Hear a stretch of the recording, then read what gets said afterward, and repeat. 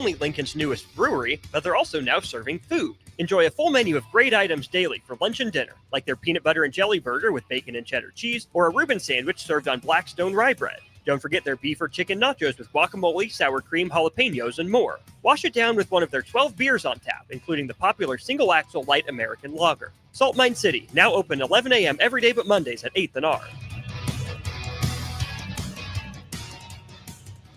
Husker fans, excited for some softball action at Bowlin Stadium this year, but can't commit to a full season ticket? They've got you covered.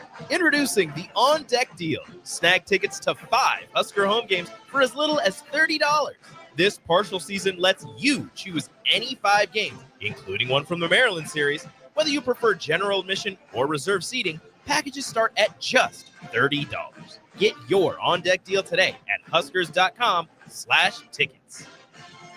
Cover more acres with a pre-owned sprayer or planter from Landmark Implement, your local John Deere dealer. We offer one of the area's largest selections of used sprayers, applicators, planters, and seeders. Through the month of February, take advantage of 4.75% for up to 60 months on 400 and 600 series sprayers and seeding equipment. Visit your local Landmark Implement location or view our complete sprayer and seeding inventory online at landmarkimp.com and experience the Landmark difference. When you were a kid, clubs were cool. Robotics club and space club and stuff like that. But what do adults get? Book clubs and quilting clubs? Nah, forget that. How about margarita clubs and old-fashioned clubs? Get to Upside Bar and Lounge for the best clubs in town. Try all 10 varieties of Upside margaritas or old fashions and take home a free souvenir glass. Grab the whole crew and pair it with taco night on Mondays or whiskey Wednesdays. Upside Bar and Lounge at 29th and Pine Lake. Step into healing at Prairie Orthopedic and Plastic Surgery. Our team of top-notch medical professionals turns pain into progress with state-of-the-art treatments and compassionate care. Visit prairieortho.com and discover the difference in quality orthopedic and plastic surgery services tailored to your unique needs. Your health matters, and Prairie Orthopedic and Plastic Surgery is dedicated to helping you thrive. Reach your full potential. Embrace a better tomorrow with Prairie Orthopedic and Plastic Surgery. McKinney's Irish Pub in the Haymarket is your place for English Premier League soccer. On Saturday, Everton plays Man United at 6:30 a.m., followed by Ipswich Town versus Tottenham at 9 a.m. To cap off the Saturday action, Aston Villa plays Chelsea at 11:30 a.m. On Sunday, Newcastle plays Nottingham Forest at 8 a.m., followed by Man City versus Liverpool at 10:30 a.m. You can find all this and more at McKinney's Irish Pub in the Haymarket, your place for English Premier League soccer, located at 8th and P. At Action Plumbing, Heating, AC, and Electrical, we're ready, reliable, and recommended. Water heater acting up or your sump pump on the fritz? Call Action. Summer's around the corner. Is your AC working? Are you sure? Call Action. Electrical problems? I'm telling you, call Action. Call Action for a free same-day estimate or a trusted second opinion. You heard that right, a free same-day estimate. 402-423-6960. ActionLincoln.com. This is the Adam Carriker Show. Position right of the quarterback, out of the shotgun, 1st and 20. Jailbreak screen in the air. It is tipped. It is intercepted by Carriker at the Missouri 21-yard line. Live from the heart of Lincoln, America, 8-year NFL vet and All-American defensive lineman Adam Carriker. Shotgun snap to Everett. He's got the left arm going, and now he's got a whole lot of Adam Carriker who rips him down inside the 25-yard line. On 93.7 The Ticket and theticketfm.com. Here is your host, Adam Carriker. Welcome, ladies and gentlemen, to the Adam Carriker Show. And we're going to dispense with the pleasantries just for today. Probably the next segment, we'll get right into it. Some guy in a truck's pointing at me, but that's okay. Because we're going to bring on our special guest at this point in time, former Colorado State head coach, former Nebraska basketball head basketball coach. Also, he's currently San Jose State basketball's head coach. This man has won 4 different Conference Coach of the Year awards, the Jim Phelan Award. And at the time in 2014, he led Nebraska to their first NCAA tournament appearance in 16 years at that point in time. Mr. Tim Miles, how you doing, my friend? Hey, Adam, how are you, man? Thanks for having me on. I appreciate you joining me. I know you're traveling. You're on a road trip right now with the team, so I appreciate you taking the time to join us. So I want to get to how things are going now, what you're up to now, but I want to go backwards before I go forwards. So talk to me your time at Nebraska. All right, Nebraska's probably known more for football than probably any other sport that there is. So when you become the head coach in Nebraska after your success at Colorado State, when you got here, what were your first impressions? What was it like when you first got that head coaching job here in Lincoln at that time? Yeah, well, Tom Osborne hired me in 2012, and I had my sister went to Oklahoma. And so one of the first college football games I ever saw was Oklahoma, Nebraska. So I was always enamored with Nebraska. The fan support came to football games, probably even when you played, Adam, and always enjoyed it and loved it. And I know there's a lot of talk about it's a football school, but you walk in Pinnacle Bank Arena on a game night and see over 15,000 fans and the energy and the facilities and the commitment and the resources, and you'll know immediately it's a fantastic job and a fantastic place.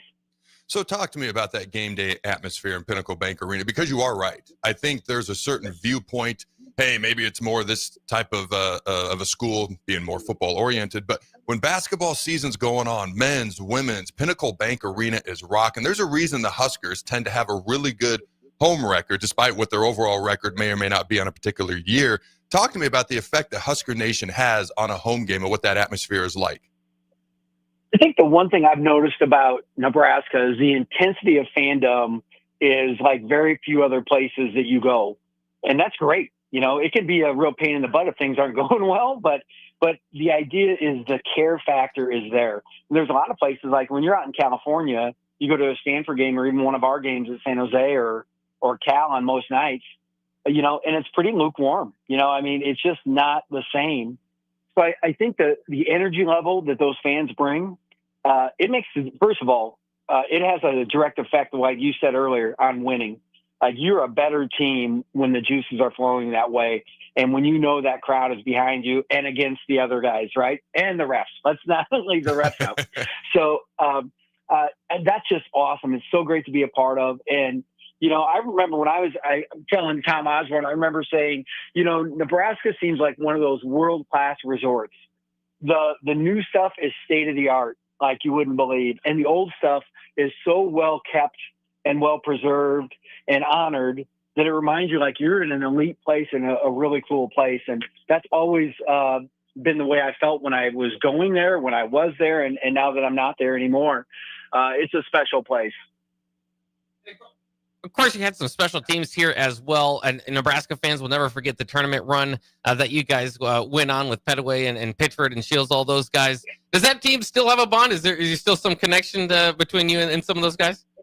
Absolutely, yeah. You stay in touch with guys, even though we're in far off different places. I was texting with Siobhan Shields just about a month ago. He's doing great over in Milan, Italy, in the EuroLeague. He's had chances to come back to the NBA, and it doesn't make any sense for him. He's doing so well over there. That was a great team. That was a great run.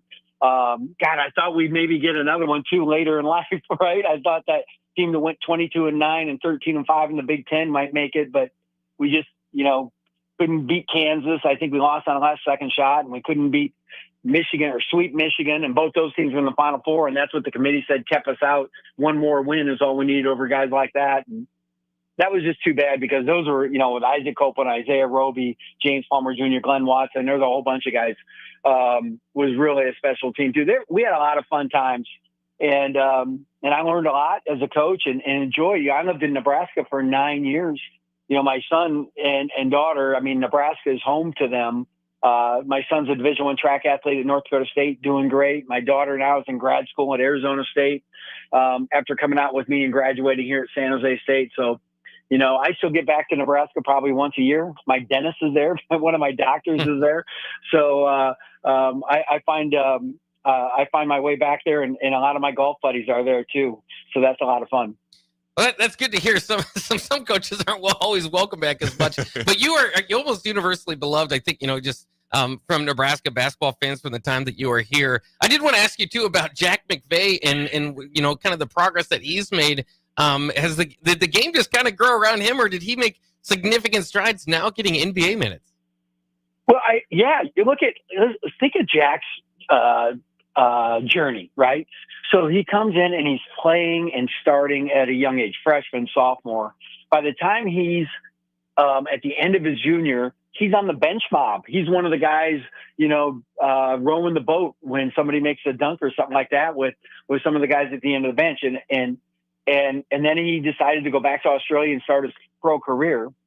And I think Jack, looked at his mindset, looked at how he can grow and develop. He always had a skill set, just an elite skill set, especially shooting the basketball. And now to see him in NBA games and signing an NBA two-way contract is great. I mean, I think it says a lot about his wherewithal, mentally and physically. And he was always a smart player. He was a really smart player. Like, you put him in a situation, he'd help your team defense like crazy. Always an elite shooter. And even though he wasn't a great athlete, I think that shows you all of those intangibles that lead up into winning basketball. Athleticism is in there, but it's not the most important part. It's, do you know how to play? Do you know how to play? Do you add value? Do you help us win the game? And Jack certainly does that. And he did it in the NBL in Australia, where he had a remarkable run. And now hopefully he'll make it and have a long, prosperous NBA career. So you're a guy who's been coaching a very long time, very high levels, everyone knows, won well over 400 career basketball games as a head coach. Talk to me, if you were to, because I'm coaching my kids as they grow up in basketball and whatnot. And actually, that's probably the dominant sport in our house at this point in time right now. Soccer has crept in as well. I didn't see that coming, but I embrace it fully 100%. I'm learning every freaking day. There's only 27 rules in the game of soccer. Did you know that? Like, when you think about baseball and football and how many rules there are in other sports, it's crazy to me. My wife actually loves that about it. She coaches club soccer. But my question to you is, if you could give some advice to some younger players, whether it be elementary school, middle school, heading into high school type players, what advice would you give them on how to become the best basketball player that they can become? Yeah, first of all, everybody loves basketball. I will tell you, every football team I've ever met with and talked to, there's 10 guys on the team that think they should be on the basketball team. All right. That's always fun. But, when we were at Nebraska, we had that great practice facility. I'd look down there, the wrestling team would be going up and down, playing basketball, having fun. It's a great sport because it moves well, it moves easy. My advice is basketball is a game of skill. The ability to pass, catch, dribble, pivot, shoot, mean everything, but also developing your mind for the game. Being a student of the game, even, one of those guys that, like we just talked about, Jack McVay, you don't have to be the best athlete. You can be, if you're a student of the game and you're a smart player, you can add to winning. You can help a team win, but you better have some skills. You better have, some elite skills, especially, and I think that matters. And the other thing I'll tell you about basketball is, because it is such a game of skill, is you really have to be obsessed with work. The guys that succeeded, it was amazing how many hours they were shooting the ball, dribbling the ball, passing the basketball, playing one-on-one, playing 3-on-3. The more you can play, I think Matt Cumrow has done a great job. I know when my son Gabe was in youth basketball, they started a 3-on-3 league in Lincoln. And that was so critical. Just everybody, you get more touches, 5-on-5, there's 5 guys, 3-on-3, more touches, more responsibility on defense, just everything that fast forwards that track for learning. I don't know, but when I was in Nebraska, I would advocated for the shot clock for high schools. So you played more possessions, more reps, more playing, better skill, better teams, better players. I don't think that's the case. I don't know if they're doing it yet. They should. Hell, South Dakota does it. They can afford it. They can find workers. I think Nebraska can. But when I look at things, I think it's important that basketball is a game of skill. You have to be obsessed with the work that goes into developing those skills. And you have to be in the gym hours on end, morning, noon, night. Dude, I love the shot clock idea. If for states that are already doing it, the way you explained it was perfect. If it's a state that's not doing it, Nebraska or otherwise, get these kids more possessions, more reps, more shots, just like you said. And I know Matt Cumrow. I just chatted with him for like 45 minutes last night. He's running. Okay, I'll give free shout out. We don't give free shout outs, but here's a free shout out to Supreme Basketball here in Lincoln. Matt Cumrow's the guy who's kind of in charge of it, along with Ryan Reeder. And I'm going to give a cheap plug. I'm coaching a third grade girls basketball team. There's tryouts next Tuesday. Go to the Supreme website. Check it out if you're interested. But Matt's doing a great job building up Supreme. They're doing a great job on the girls' side now. They've been doing it on the boys' side for a long time. All right, speaking of other sports and other players and other sports wanting to play basketball, the Nebraska football team has done a dunk competition. You probably haven't been able to see it with your busy schedule. The past couple of years, Heinrich Harburg won it this year, but the NBA dunk competition just had one of the best dunkers I think we've ever seen, first individual to win 3 straight. What are your thoughts, if you had a chance to watch the NBA dunk competition, what are your thoughts on dunk competitions in general? Do you like them, or is it a bit much? Yeah, that's a good question. One, I haven't watched an NBA All-Star game probably for 15 years. Okay. So, and that goes with everything that goes around it. And it was 45 minutes from my house this year. And maybe I should have run up there, right? It was up in San Francisco.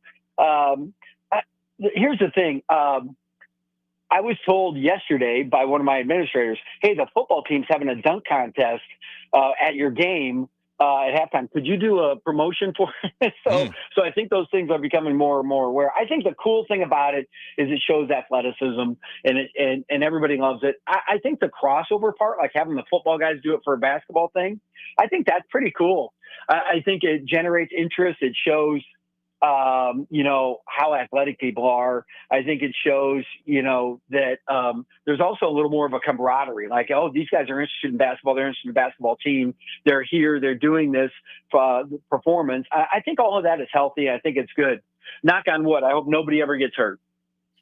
Coach, Tim Miles with us here. Coach, when you were at Nebraska, you kind of were known for being innovative and tweeting at halftime and obviously used a lot of the transfer portal to build your team. The game has certainly changed with NIL, and now, you don't have to sit out a year for the transfer portal and all that. How has that been adjustment, and has that been an advantage to you at San Jose State?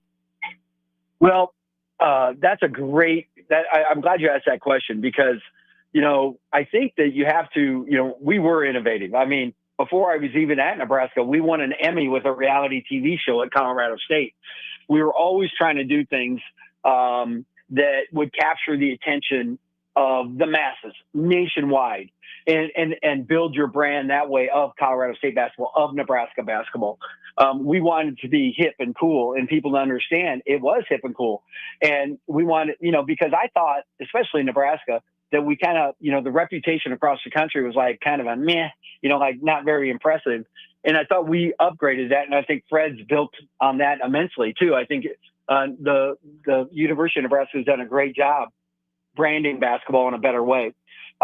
So now the one frustrating part for me as a coach, I grew up, and Adam, you can appreciate this because you're coaching, and I'm glad you're coaching your children's sports. That's super cool for a parent to be involved. I wish I could have done more of that.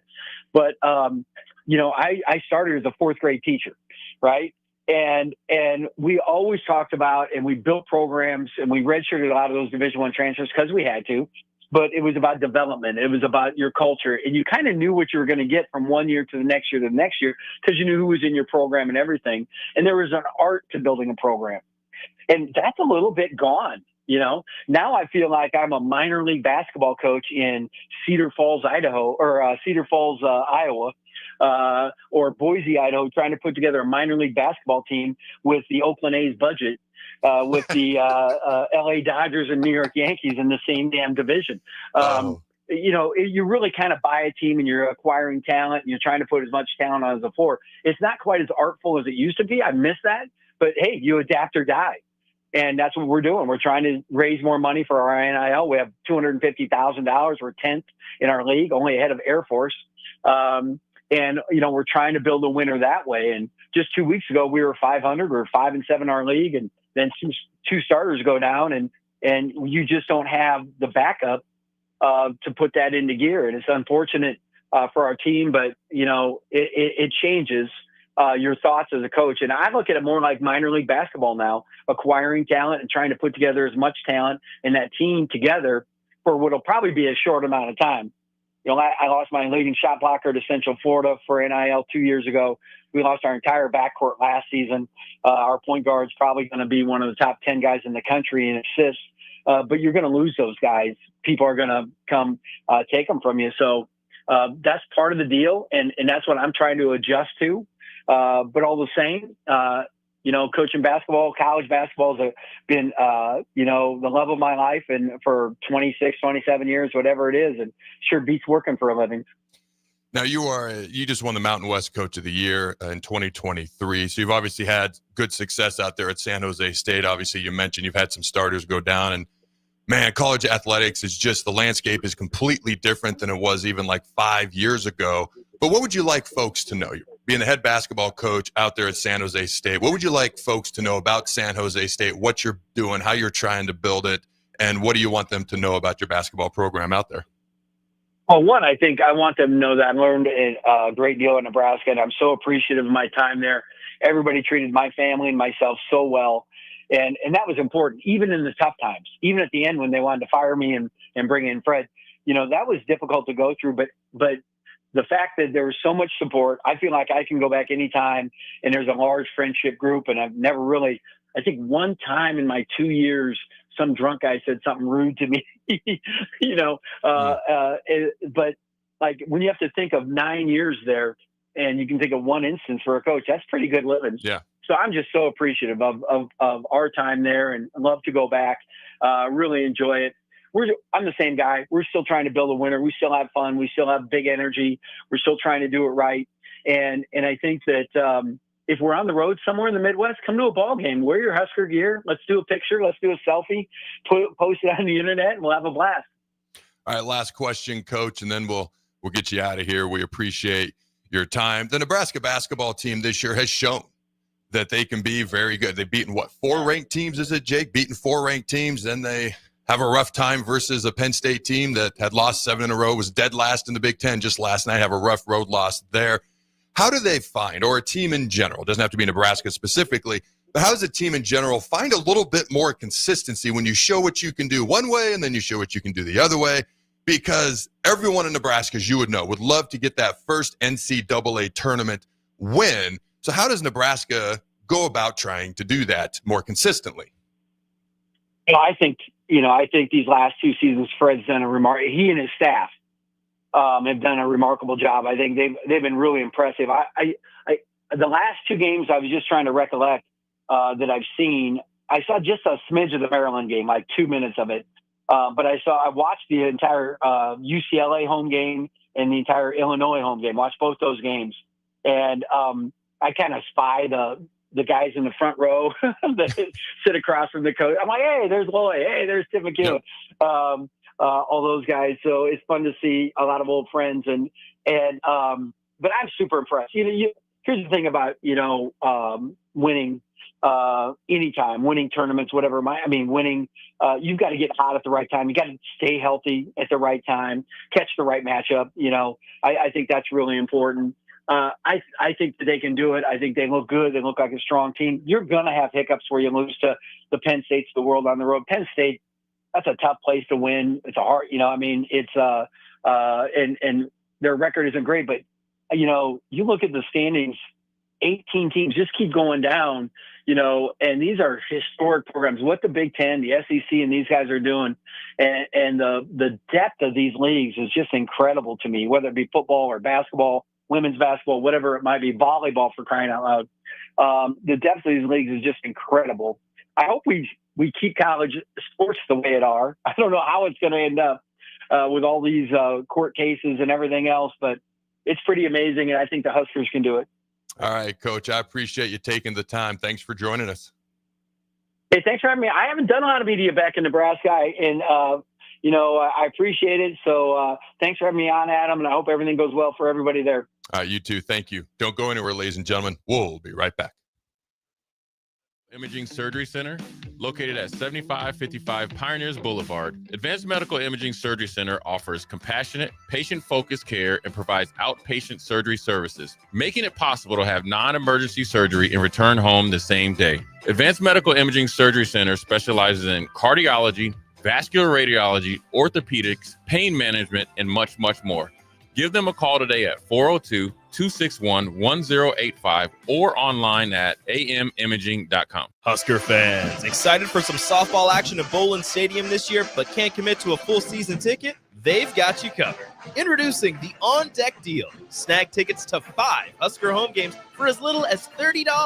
This partial season lets you choose any 5 games, including one from the Maryland series. Whether you prefer general admission or reserve seating, packages start at just $30. Get your on-deck deal today at huskers.com/tickets. When you were a kid, clubs were cool. Robotics club and space club and stuff like that. But what do adults get? Book clubs and quilting clubs? Nah, forget that. How about margarita clubs and old-fashioned clubs? Get to Upside Bar and Lounge for the best clubs in town. Try all 10 varieties of Upside margaritas or old-fashions and take home a free souvenir glass. Grab the whole crew and pair it with taco night on Mondays or whiskey Wednesdays. Upside Bar and Lounge at 29th and Pine Lake. Step into healing at Prairie Orthopedic and Plastic Surgery. Our team of top-notch medical professionals turns pain into progress with state-of-the-art treatments and compassionate care. Visit prairieortho.com and discover the difference in quality orthopedic and plastic surgery services tailored to your unique needs.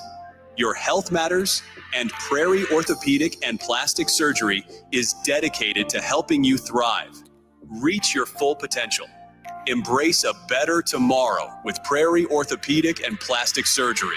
93.7 The Ticket, Fox, KFXL weather. Sponsored by John Henry's Plumbing, Heating, and Air Conditioning. Your Lincoln forecast for today. We'll see mostly sunny skies, and it will be cold. Mostly an afternoon high of just 10. Tonight, mainly clear skies, continued cold temperatures, a low of -11. And tomorrow, we'll see mostly sunny skies and light winds, an afternoon high near 21. I'm meteorologist Kyle Hucker for 93.7 The Ticket and theticketfm.com.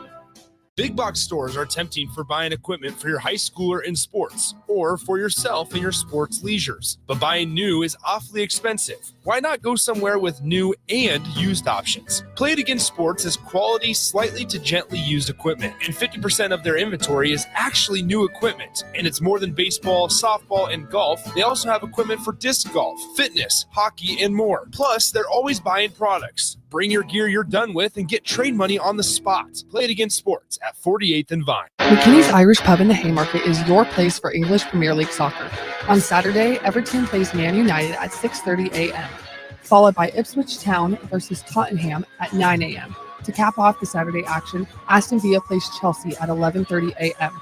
On Sunday, Newcastle plays Nottingham Forest at 8 a.m., followed by Man City versus Liverpool at 10:30 a.m. You can find all this and more at McKinney's Irish Pub in the Haymarket, your place for English Premier League soccer, located at 8th and P. Early break. Line of the night. On the group chat. If that was the draw, says Jake, I'd throw a pizza at the window. What is that? What does that mean? What I text back right away? What does it? It means Well, exactly what it said. laughing emoji. Yes. I have no clue what that means. Is what Coach Bush With said. Steve Sipple, Jake Sorensen, and Bill Bush. From 6 to 9 every weekday morning on 93.7 The Ticket and theticketfm.com. The electrical workers of Local Union 265 are now hiring licensed journeyman electricians from $32.50 to $42.50 per hour with paid benefits. And if you're looking for a new career, they're hiring apprentices at $19.50 per hour with paid benefits. Call the office at 402-423-4497 to apply. Start your electrical career today. At Action Plumbing, Heating, AC, and Electrical, we're ready, reliable, and recommended. Water heater acting up or your sump pump on the fritz? Call Action. Summer's around the corner. Is your AC working? Are you sure? Call Action. Electrical problems? I'm telling you, call Action. Call Action for a free same-day estimate or a trusted second opinion. You heard that right, a free same-day estimate. 402-423-6960. ActionLincoln.com. Are you ready for a new opportunity? Check out Sandhills Global. Join a dynamic team where your skills are valued and your career can soar. We offer full-time positions with a 4.5-day work week, competitive pay, excellent benefits, and a positive work environment. From IT and marketing to sales and finance, we're looking for talented individuals like you. Apply today at sandhills.jobs and take the first step towards an exciting future. That's sandhills.jobs. Don't wait. Apply now. Attention all wing fans! Buffalo Wings and Rings has daily specials that will make you want to stop in on all days of the week. Kids eat free on Mondays, and on Tuesdays, enjoy 89-cent boneless or traditional wings at a price that makes the whole family happy. And come back on Wednesdays for $1.29 chicken tenders all day long. Get to Wings and Rings today at 68th and O or in Williamsburg Village.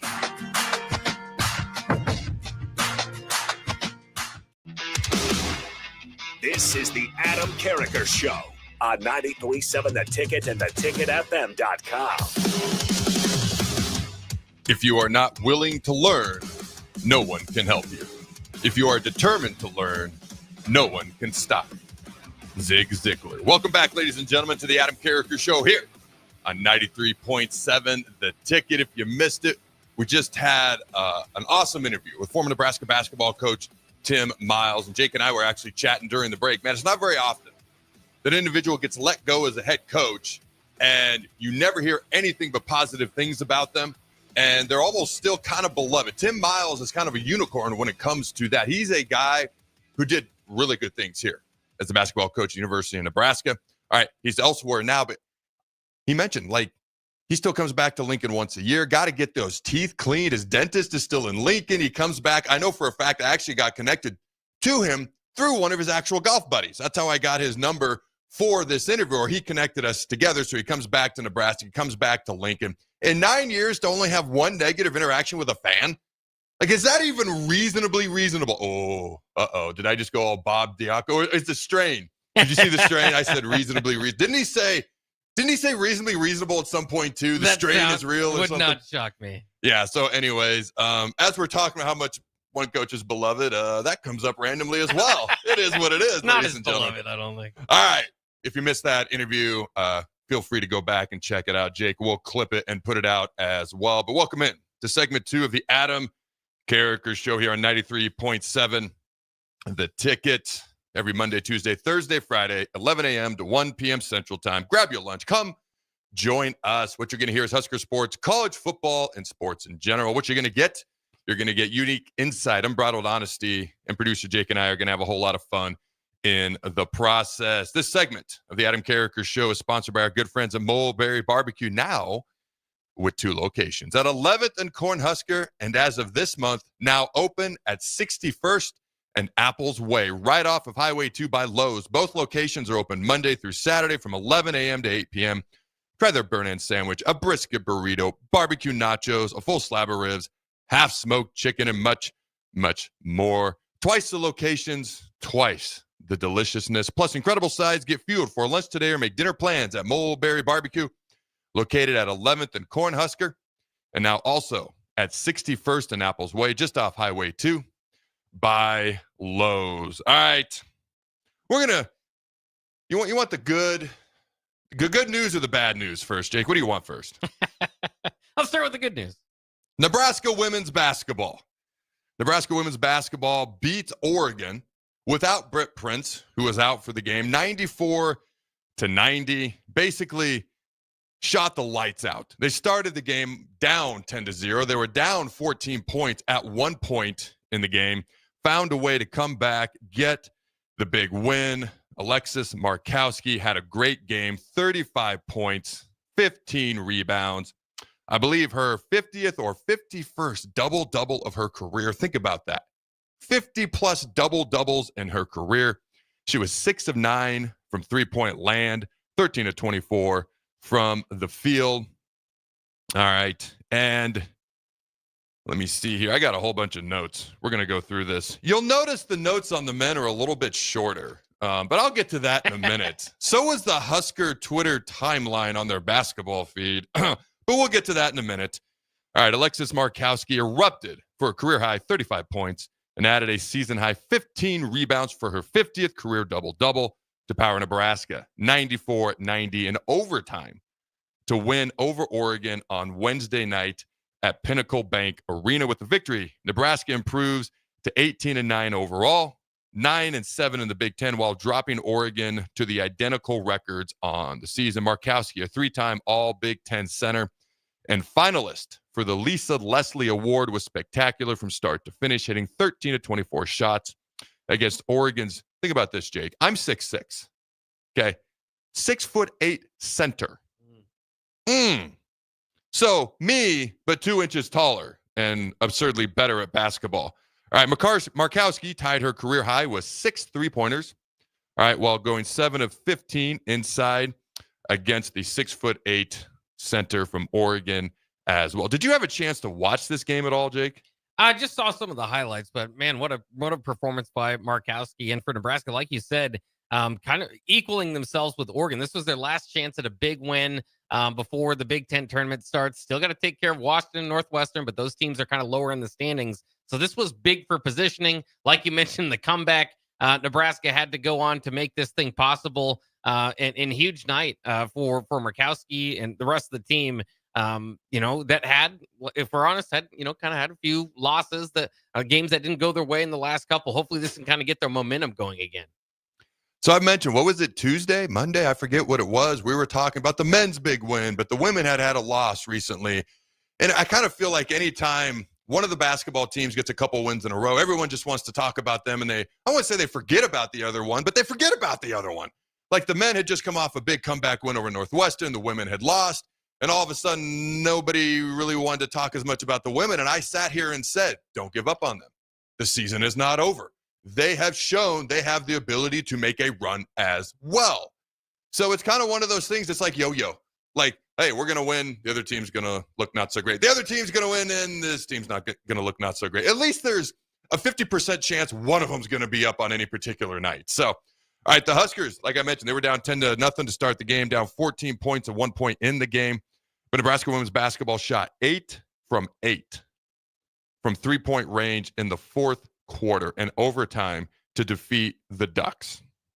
That's pretty impressive. 8 of 8 from behind the arc. In the second half, all right, Nebraska fell to that 14-point deficit with just under 2 minutes left in the third quarter before Markowski rallied Nebraska. The Huskers entered the fourth quarter trailing by 10 before a pair of free throws. All right. Pulled it within single digits. All right, Markowski then buried back-to-back threes. The amount of threes that she made I thought was really impressive. And keep in mind, they did this without Britt Prince as well. Easily one of their 5 best players, probably 2 or 3 best players, even at her young age. All right. Markowski then buried back-to-back threes before getting a layup and a traditional 3-point play, the and one, to score 11 straight for the Huskers to tie the game at 70 apiece with just under 6 minutes left. All right. She added 5 more points, including a game-tying 3-pointer with 30 seconds left to send the game to overtime, tied at 81. Markowski scored 16 points in the fourth quarter alone on her way to 24 points after halftime. Do you know? Okay, LeBron has had 30 game-winning attempt shots since he became a Laker. Do you know how many of those he's made, Jake? Out of 30. Let's go with 3. 1. 1. Why are we having the GOAT? I mean, we're not having the GOAT conversation right now, but why is there a GOAT conversation? I've come across some other stats that as we get into NBA talk over time, like there's no conversation or debate to be had. All right, Markowski showed up big time in the second half, 24 points in the second half, 16 in the fourth quarter, hitting big shots to tie the game, to take it into overtime. All right, it was a great team effort, to be clear. As well, Markowski then sank her 6th triple of the game to put the Huskers back in front before Kaylin Hake drained a pair of huge 3-pointers. She played very well on the night as well on back-to-back possessions for Nebraska to give the Huskers a 93-88 lead with 36 seconds left. All right, well, let's see here. Kaylin finished with a career high, tying 17 points while also tying her career high with 7 assists. So she had a big night as well. And let's see here. In addition to the double-figure scoring from Markowski, Hake, and Rimdal, Logan Nisley pumped in 16 points on a career-high 5 3-pointers while tying a career high with 7 rebounds. She also contributed 5 steals and 2 assists. When you're missing one of your 5 best players or one of your 2 or 3 best players, a team can be just fine. It's who's going to step up. Like, there's certain things that are going to be gone. It doesn't mean they have to be gone. It just means somebody else needs to fill the void, so to speak. Maybe not the best way to put it, but somebody's got to step up. And you hear a lot of career highs in points, career highs in rebounds, career highs in assists, career tying highs. Other people stepped up. And it's really what the women's basketball team has done more often than not since the injury to Natalie Potts, who would have been one of their best players. And I think it took them a while to kind of adjust, to figure out how that was going to look after Natalie got hurt. By the way, of course, prayers, thoughts, and continued speedy wishes on her speedy recovery. All right, but it took them a while to kind of get in a rhythm as a team, I felt, after that injury. And it's still been up and down. Okay, same with the men. But they are in a much better spot as far as, hey, this is kind of this person's role. This is kind of this person's role. But if this person's out, here's a bunch of other people that can step up, and they can do certain things as well if needed. Any other thoughts on any of this, Jake? Oh, no, I mean, what a great game altogether. I know it's going to be overlooked because Markowski, like you said, that 35 points that she put up, but her 15 rebounds helped lead Nebraska, and they ended up winning the rebounding battle, like you said, against an Oregon team that had some hype to it, 49-32. So that certainly helps out there. And Markowski, she's only made 17 threes on the year, and 6 of them were last night. Like you said, they went 8 for. I mean, it was the shooting explosion there for Nebraska. But so Markowski, I mean, everybody has to step up, like you said. But Markowski's particularly saying, okay, it's going to be on me tonight, where I'm going to have a big night if we win. Boy, did she have a big night. Oh, yeah. Over a third of her season total of 3-pointers was made in one night. 6 of the 17 were last night. And the reason Nebraska kind of fell behind, we were shooting well under 50% to start the game, 16 of 42 to start the game. Then you go 8 of 8 from beyond the arc in the fourth quarter and overtime. Talk about catching fire at the right time, right? Put a little button on this. The two teams combined for 27 made threes, including 15 of 29 by the Huskers, over 50. So they were well under 50% shooting, just field goal percentage-wise, which is how they fell behind. Then they were over 50% three-point shooting-wise by the end of the game. All right. Let's see. The Ducks were 12 of 27 from beyond the arc. And let's see anything else here. Nebraska went 11 of 14 at the free throw line. That's a 79% free throw shooting percentage. The Ducks were 10 of 15. All right. The Huskers closed their regular season schedule by playing host to Washington on Sunday. Tip-off between the Huskers and the Huskies on Senior Day at Pinnacle Bank Arena is set at 2 p.m. All right, Jake, how big is that game? How big is getting a win on Sunday? They've got to get at least one win. What do you think they have to do to get into the NCAA tournament versus Washington and then in the Big Ten tournament to close the year? Yeah, I mean, it's kind of, it's nice to look at it and say, okay, well, here's 2 winnable games. But on the opposite side of that, they could hurt your resume a little bit if you drop them. So, it's kind of just take care of business. Hopefully, I think they feel pretty good about where they're at. If they win, even split this, again, wouldn't be ideal, but you want to, if you split that, maybe win a game in the Big Ten, I think you're pretty good. Honestly, as long as you don't lose out, I think they're pretty good. So we'll see what happens with them. But hopefully, again, because they came into this game losing 4 of their last 5, the one win, of course, being over number 17 Maryland. But hopefully this can kind of get them going in the right direction, get a winning streak going before tournament time starts. All right, let's talk about men's basketball. I went through their Twitter feed. It was very, very short last night. All right. Penn State was struggling. They had lost 7 straight games. They were dead last in the Big Ten. Nebraska falls 89-72. The score is 50-27 at halftime. And all I could think was the whiteboard, the blackboard, and the entire locker room might be in danger at this half. Now, Fred Hoiberg said he's on blood thinners, so he's got to be careful. All right, Nebraska actually did come out. If you're looking for a positive, they outscored Penn State in the second half 45-39. All right, but here's some of the notes. They're going to be a little bit more brief than the women's side. That's all right. It's an up-and-down type sport, up-and-down type season. Hopefully the Huskers can bounce back after last night's very frustrating loss. But Bryce Williams reached double figures for the 25th time in 27 games. That is just redonkulous. Finished with 17 points. His streak of 20-point games does end at 6. Williams is now 22 points away from 1,000 career points for his time in Nebraska. Andrew Morgan posted his 12th double-figure game this season with a season-high 19 points, including 17 in the second half. Morgan's previous season high is set at 17 at Maryland on January 19th. Connor Essegian finished with a team-high 20 points. His 4th 20-point game this season and 6th of his career. It marked the 25th double-figure effort by a Husker reserve this season. That's pretty good. I'd like to see more out of that from Connor Essegian. All right, Penn State became the 4th opponent to shoot over 50% against Nebraska this season. All right, I'll let you kind of, if you want to go more in depth on this, Jake. For me, sometimes, what's frustrating? Okay, Northwestern and Penn State are not great at basketball. Now, Northwestern's not an easy out. I discussed that the other day. But you look at their combined Big Ten records, and it's atrocious. It is just awful, and it is bad, and it is not good. And in the Combined 2 games against those last 2 teams, we played really good for 15 of minutes out of the combined 2 games. 15 minutes. That's well under 25%. We have got to be able to be a lot more, oh my God, a smidge to a gigantic more consistent than 15 total minutes played well out of 2 combined games versus 2 teams that are not great. Okay. So for me, I don't know what more you want out of Bryce Williams. He's 3rd in the Big Ten in scoring. Nobody else on Nebraska's team is even close to the top 10. Juwan Gary, I believe he's averaging 13 points a game, and it's more than just points.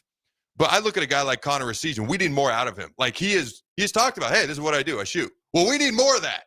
If you're not going to bring more, we need more of that consistently. We can't have you at 8 points, 2 points, 20 points, like a little bit more consistency. But this is one of those games, maybe. You got 2 of them. You had the big comeback versus Northwestern. This is one of those games as a coach you can either, if you're really mad about the rest of the time over the last 2 games that didn't go well, you're going to hyper focus on because we've got to get better and this is embarrassing, or it's so bad. Maybe you go over it briefly and you move on and say, hey, we're not going to spend too much time on this mentally. I don't know what approach Fred is going to take. All right, I obviously probably won't know because I won't be at the practices. But for me, this next game is huge, which, by the way, is against Michigan. All right, it is huge for Nebraska men's basketball. All right, what are your thoughts there, Jake, before we head to break? Yeah, it's almost one of those games you just want to throw away the tape. It was ugly. Like you said, the first half, it as bad as Nebraska has looked all year, I think this was the worst half they played. We keep saying that. So, they've got to figure out something to get this team going on the road. Announced attendance was 7,000. I think maybe there was 1,000 or 2,000 people in the building, at least what it looked like. And so maybe there just wasn't a whole lot of energy there. And, Penn State's record can be a little bit deceiving. Ace Baldwin Jr. is a heck of an all-around player. Yannick Conan-Niedenhauser, you could tell. He had impacted that game a great deal. But all that said, you don't want to give Nebraska a pass. I say throw away the tape, but don't give them a pass. I don't want to pick on certain, pick out each individual and pick out them. But, I think Sam Hoiberg maybe had his worst game that we've seen in quite some time. Raleigh Wooster is getting to a point where he probably shouldn't take threes. He averages 2 attempts per game in his career, and has historically, and he's like a 6-year player, has shot closer to 28%. He's now at 22%. That's kind of a big difference. I know neither of them is great, but man, it's getting to the point of like, I don't know if he's going to hit the rim. And I know he's better than that. It's kind of like you were saying, kind of with the season is you got to get that shooting going. He's not as good of a shooter as the season, but you can have your ups and downs in shooting. They've got to figure out some way to be able to bring the energy and get it going early on, because it's a consistent problem. If this was just happening once, then it's like, okay, I don't know what happened. Maybe they flew, didn't eat something well, whatever it might be. But this is consistently happening for a veteran team. It just and at this point of the season, it's tough to put a finger on. I know they're trying to figure out every which way that they can to do it. Andrew Morgan and Esetian did have good second half, good games. Hard to say if the competition was, when you have a, 30-point lead, whatever it was, 20, 23, 25-point lead, if they're playing their best of defense. So, good in minutes that don't matter, but they need to be good in the minutes that do. We played to the level of our competition, which is both good and bad.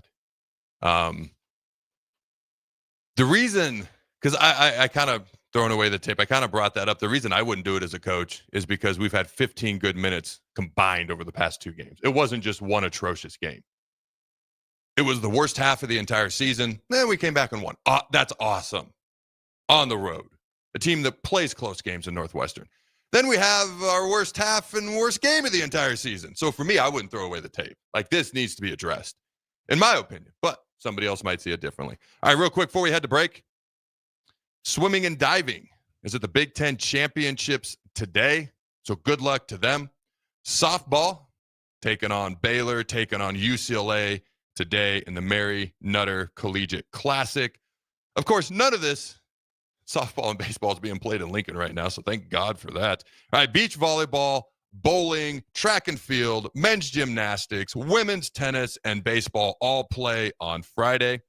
Women's gymnastics and a whole bunch of other sports that I've already mentioned, but they specifically are out on Saturday.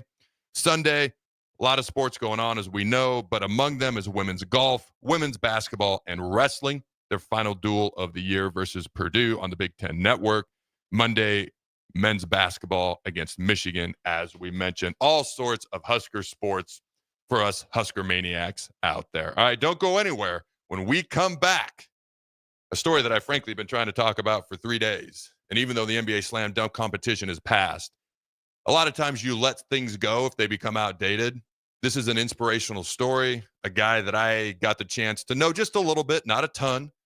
I watched him do backflips from one end of the end zone to the other in full pads and helmet. And then a few short years later, he was winning 3 NBA Slam Dunk competitions. And I just found out he's been battling health issues pretty much his entire NBA career. He's been, after 11 years, he's been retired for a while now. But don't go anywhere. Got quite the story when we come back. Well, it's the middle of winter. The holidays are over and the weather is unpredictable. Isn't there anything to look forward to? You bet there is. Cash Blast from your Nebraska Lottery is back. Until April 1st, buy a 2x2 ticket and enter the voucher number online for a chance to win one of 7 weekly drawings for $5,000 or $500. And if your voucher is from a 7-day draw ticket, your prize is doubled. Hey, there's nothing like a little green to cure the winter blues. 2x2 top prize odds, 1 in 105,000. Cover more acres with a pre-owned sprayer or planter from Landmark Implement, your local John Deere dealer. We offer one of the area's largest selections of used sprayers, applicators, planters, and seeders. Through the month of February, take advantage of 4.75% for up to 60 months on 400 and 600 series sprayers and seeding equipment. Visit your local Landmark Implement location or view our complete sprayer and seeding inventory online at landmarkimp.com and experience the Landmark difference. Attention all wing fans! Buffalo Wings and Rings has daily specials that will make you want to stop in on all days of the week. Kids eat free on Mondays, and on Tuesdays, enjoy 89-cent boneless or traditional wings at a price that makes the whole family happy. And come back on Wednesdays for $1.29 chicken tenders all day long. Get to Wings and Rings today at 68th and O or in Williamsburg Village.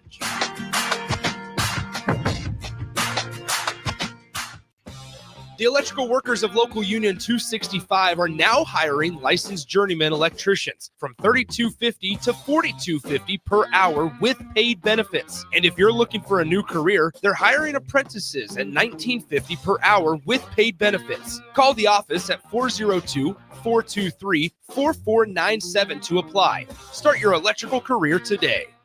Start your Sundays off right with Jeff and Nicole Essink on Fitness Fanatics. Jeff and Nicole discuss health and wellness, how to achieve fitness goals, and more through the life of gym owners and gym goers. It's Fitness Fanatics from 9 to 11 a.m. on Sundays on 93.7 The Ticket and theticketfm.com. Husker fans, excited for some softball action at Bowling Stadium this year, but can't commit to a full season ticket? They've got you covered. Introducing the On Deck Deal. Snag tickets to 5 Husker home games for as little as $30. This partial season lets you choose any 5 games, including one from the Maryland series. Whether you prefer general admission or reserve seating, packages start at just $30. Get your On Deck Deal today at huskers.com/tickets. 93.7 The Ticket, Fox, KFXL weather. Brought to you by Bryant Air Conditioning, Heating, Electrical, and Plumbing. Your Lincoln forecast for today. We'll see mostly sunny skies, and it will be cold. We'll see an afternoon high of just 10. Tonight, mainly clear skies, continued cold temperatures, a low of -11. And tomorrow, we'll see mostly sunny skies and light winds, an afternoon high near 21. I'm meteorologist Kyle Hucker for 93.7 The Ticket and theticketfm.com. When you were a kid, clubs were cool. Robotics club and space club and stuff like that. But what do adults get? Book clubs and quilting clubs? Nah, forget that. How about margarita clubs and old-fashioned clubs? Get to Upside Bar and Lounge for the best clubs in town. Try all 10 varieties of Upside margaritas or old fashions and take home a free souvenir glass. Grab the whole crew and pair it with taco night on Mondays or whiskey Wednesdays. Upside Bar and Lounge at 29th and Pine Lake. Advanced Medical Imaging is the largest radiology group in Nebraska, located in Lincoln at 7601 Pioneers Boulevard. At Advanced Medical Imaging, they utilize state-of-the-art technology and blend it together with their compassionate, skilled team to guide you through every step. Whether it's an MRI, CT scan, or X-ray, their precise diagnostics help your doctor deliver the best care plan for you. Choose clarity and comfort in your life by choosing Advanced Medical Imaging, located at 7601 Pioneers Boulevard and online at amimaging.com. McKinney's Irish Pub in the Haymarket is your place for English Premier League soccer. On Saturday, Everton plays Man United at 6:30 a.m., followed by Ipswich Town versus Tottenham at 9 a.m. To cap off the Saturday action, Aston Villa plays Chelsea at 11:30 a.m. On Sunday, Newcastle plays Nottingham Forest at 8 a.m., followed by Man City versus Liverpool at 10:30 a.m. You can find all this and more at McKinney's Irish Pub in the Haymarket, your place for English Premier League soccer, located at 8th and P. If you're a veteran, our nation has created a wide range of benefits to thank you for your service, but it can be difficult to navigate the process of determining eligibility, filing claims, appealing decisions, and securing the benefits you've earned. Speak to your County Veteran Service Officer or the Nebraska Department of Veterans Affairs State Service Office to see what's available to you and your family. These services are 100% free, so visit veterans.nebraska.gov today. Sponsored by the Nebraska Department of Veterans Affairs, aired with the Nebraska Broadcasters Association and this station. This is Lincoln's home for sports talk on the FM dial. Also online at theticketfm.com. On the internet. KNTK FM Firth, 93.7 The Ticket. This is the Adam Carriker Show on 93.7 The Ticket and theticketfm.com. Boom! Welcome back, ladies and gentlemen, to the Adam Carriker Show here on 93.7 The Ticket. We were just informed that Super Bowl champion, but unfortunately Nick Gates was let go by the Philadelphia Eagles. Good luck to him. Hopefully he'll land on his feet sooner rather than later somewhere in the NFL. All right. So this is a story I've been wanting to talk about. I finally get to chat about it. Nate Robinson. All right. Former NBA basketball player, played 11 years in the NBA at 5'9". And that might be stretching it. Just not being mean, just being real. Like, he's not tall. All right. So it's impressive to play for 11 years in the NBA at 5'9". His full name is Nathaniel Cornelius Robinson, which I did not know. I looked at his Wikipedia page. He does have a professional boxing record of 0-1. It did not go great versus Jake Paul. But so I met him after my senior year of high school. So I was born in Hastings. When I was 3, my dad's job took us up to the state of Washington. So I grew up in the state of Washington, rooting for Nebraska from halfway across the country. But it was the East-West Washington State High School football all-star game. On the other team, they had the skill guys. They had Isaiah Stanback, who was one of the top quarterbacks in the entire country, the number one recruit in the entire state of Washington. They had Nate. They had a bunch of other skill guys. We had all the linemen. All right. So as the week's going along, he's on the other team, but I start to hear about this guy named Nate Robinson. Like, he's not going, it didn't make a great first impression. Like, he wouldn't go to meetings. He wouldn't pay attention. He'd fall asleep if he went to meetings. He was talking trash to us a lot from in the hotel that we were at, and then during one of their practices, because they practiced at a different time, but on the same field, I had to go get something. I saw him, like, the coaches were talking, and he's in the back of the end zone doing backflips from one end of the end zone, like, to the other end of the end zone with full pads and a helmet all the way strapped up. It's one of the most physically impressive things I've ever seen. It's insanely impressive to do that without any pads or a helmet on, let alone with. But he wasn't exactly paying attention, so I didn't have the best impression of him, but I'm like, dude, this guy's a freak athlete. He's really good. I was intrigued because he was going to the University of Washington on a football scholarship, but he was also going to play basketball. Now, he only played football for 1 year as a freshman, and he actually started 6 games. Going into his sophomore year, he decided to focus solely on basketball. All right. But he was a pretty good football player. He started the final 6 games for the Huskies as a true freshman, including the Sun Bowl. He intercepted 2 passes and had made 34 tackles. But he goes on to play 11 years in the NBA. And I'm always just kind of keeping an eye on because he was very interesting to me. His absurd athleticism, being a smaller guy, trying to play in the NBA, that's really hard to do. There's not many Muggsy Bogues or guys like that out there, okay? And so I always kept track of that, just kind of kept track of his career, and then I watched him in the slam dunk competition, and he put on a showcase. All right, being 5'9", the air that was under his feet when he would do some of the dunks was insanely impressive, and then he went on to win it 3 times, not 3 in a row. The first person to do that is the person who just won the slam dunk competition, Mac McClung, all right? But I came across an article, and you never know what somebody's dealing with. I was always amazed by his athleticism.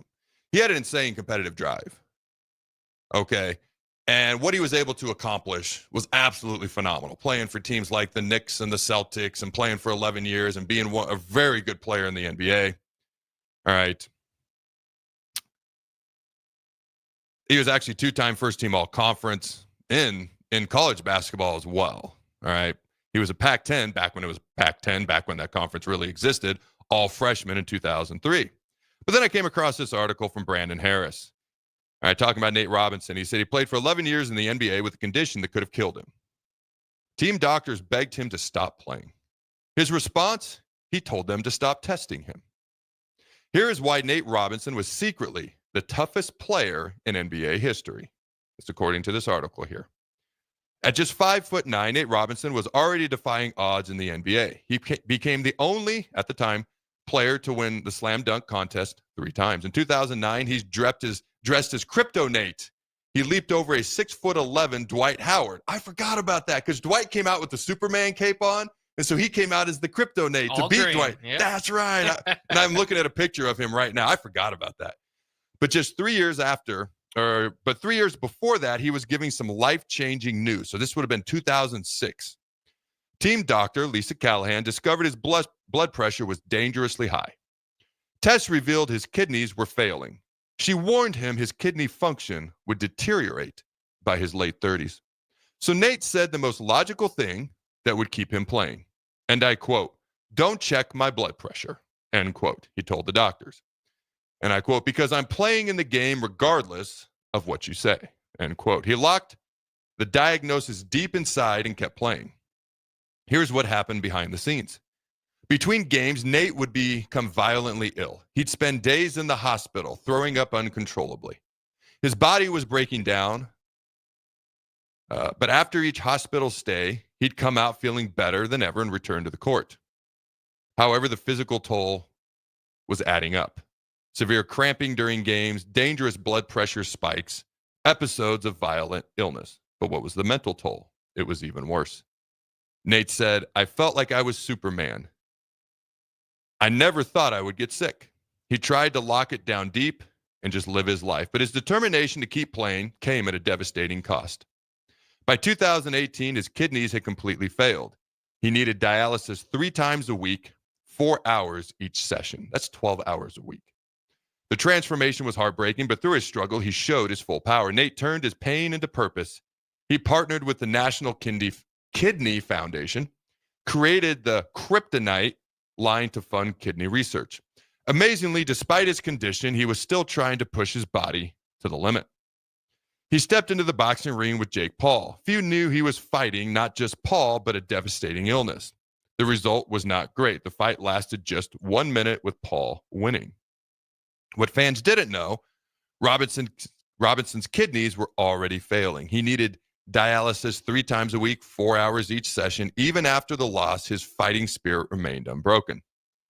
And I quote, "I'd love to get back in there once I find a kidney donor," he said, just as recently as 2024. That's the thing about Nate. He never stopped believing. And then in February 2025, a miracle occurred. After an overwhelming response from potential donors, Nate received a successful kidney transplant at the University of Washington Medical Center. His faith and resilience had carried him through. He showed that size doesn't matter, that heart can't be measured, that sometimes the biggest battles are fought in silence. And most importantly, tough times never last, but tough people do, Nate said. Today, Nate's legacy isn't just about basketball. It's about showing that with enough determination, you can overcome anything, even when the odds seem impossible. And that article was written by Brandon Harris. I took a couple of things away from that. He was already defying the odds. Just 5'9", playing in the NBA. He was a 2-sport athlete in college for a season and started as a true freshman. Also, he was also a kick returner. I watched some of the games. He was a kick returner as well for the Huskies before he went solely to basketball. It's inspirational starting with that. Then you add in the health things that he was battling that nobody knew about.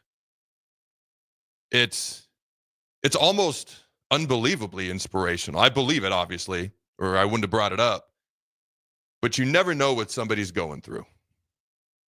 So when I was standing there, and he wasn't going through those things yet, but I was standing there, watching him do backflips and maybe not listen to the coach. You never know what is driving a person. You never know what they're going through. And whenever I'm interacting with somebody, I try my best to remember that. Sometimes we approach someone like they're always on their best day, even though we know we may not be on ours. And so I try to keep that in mind. And I try to keep in mind there really is no limit to what you can accomplish despite the odds if you're willing to do and fight through whatever it is. So for me, I thought that was a heck of a story to begin with. And then when I found out about the health things he was battling during his career for a lengthy amount of time, I don't know. I just thought it was pretty cool with a happy ending as well. So those are kind of my thoughts on that. I just wanted to share that with the fine folks. You got any quick takeaway before we go to break there, Jake? Oh no, I was glad to see it because I've been kind of following it along for a while to see him finally get that because obviously you're worried about him.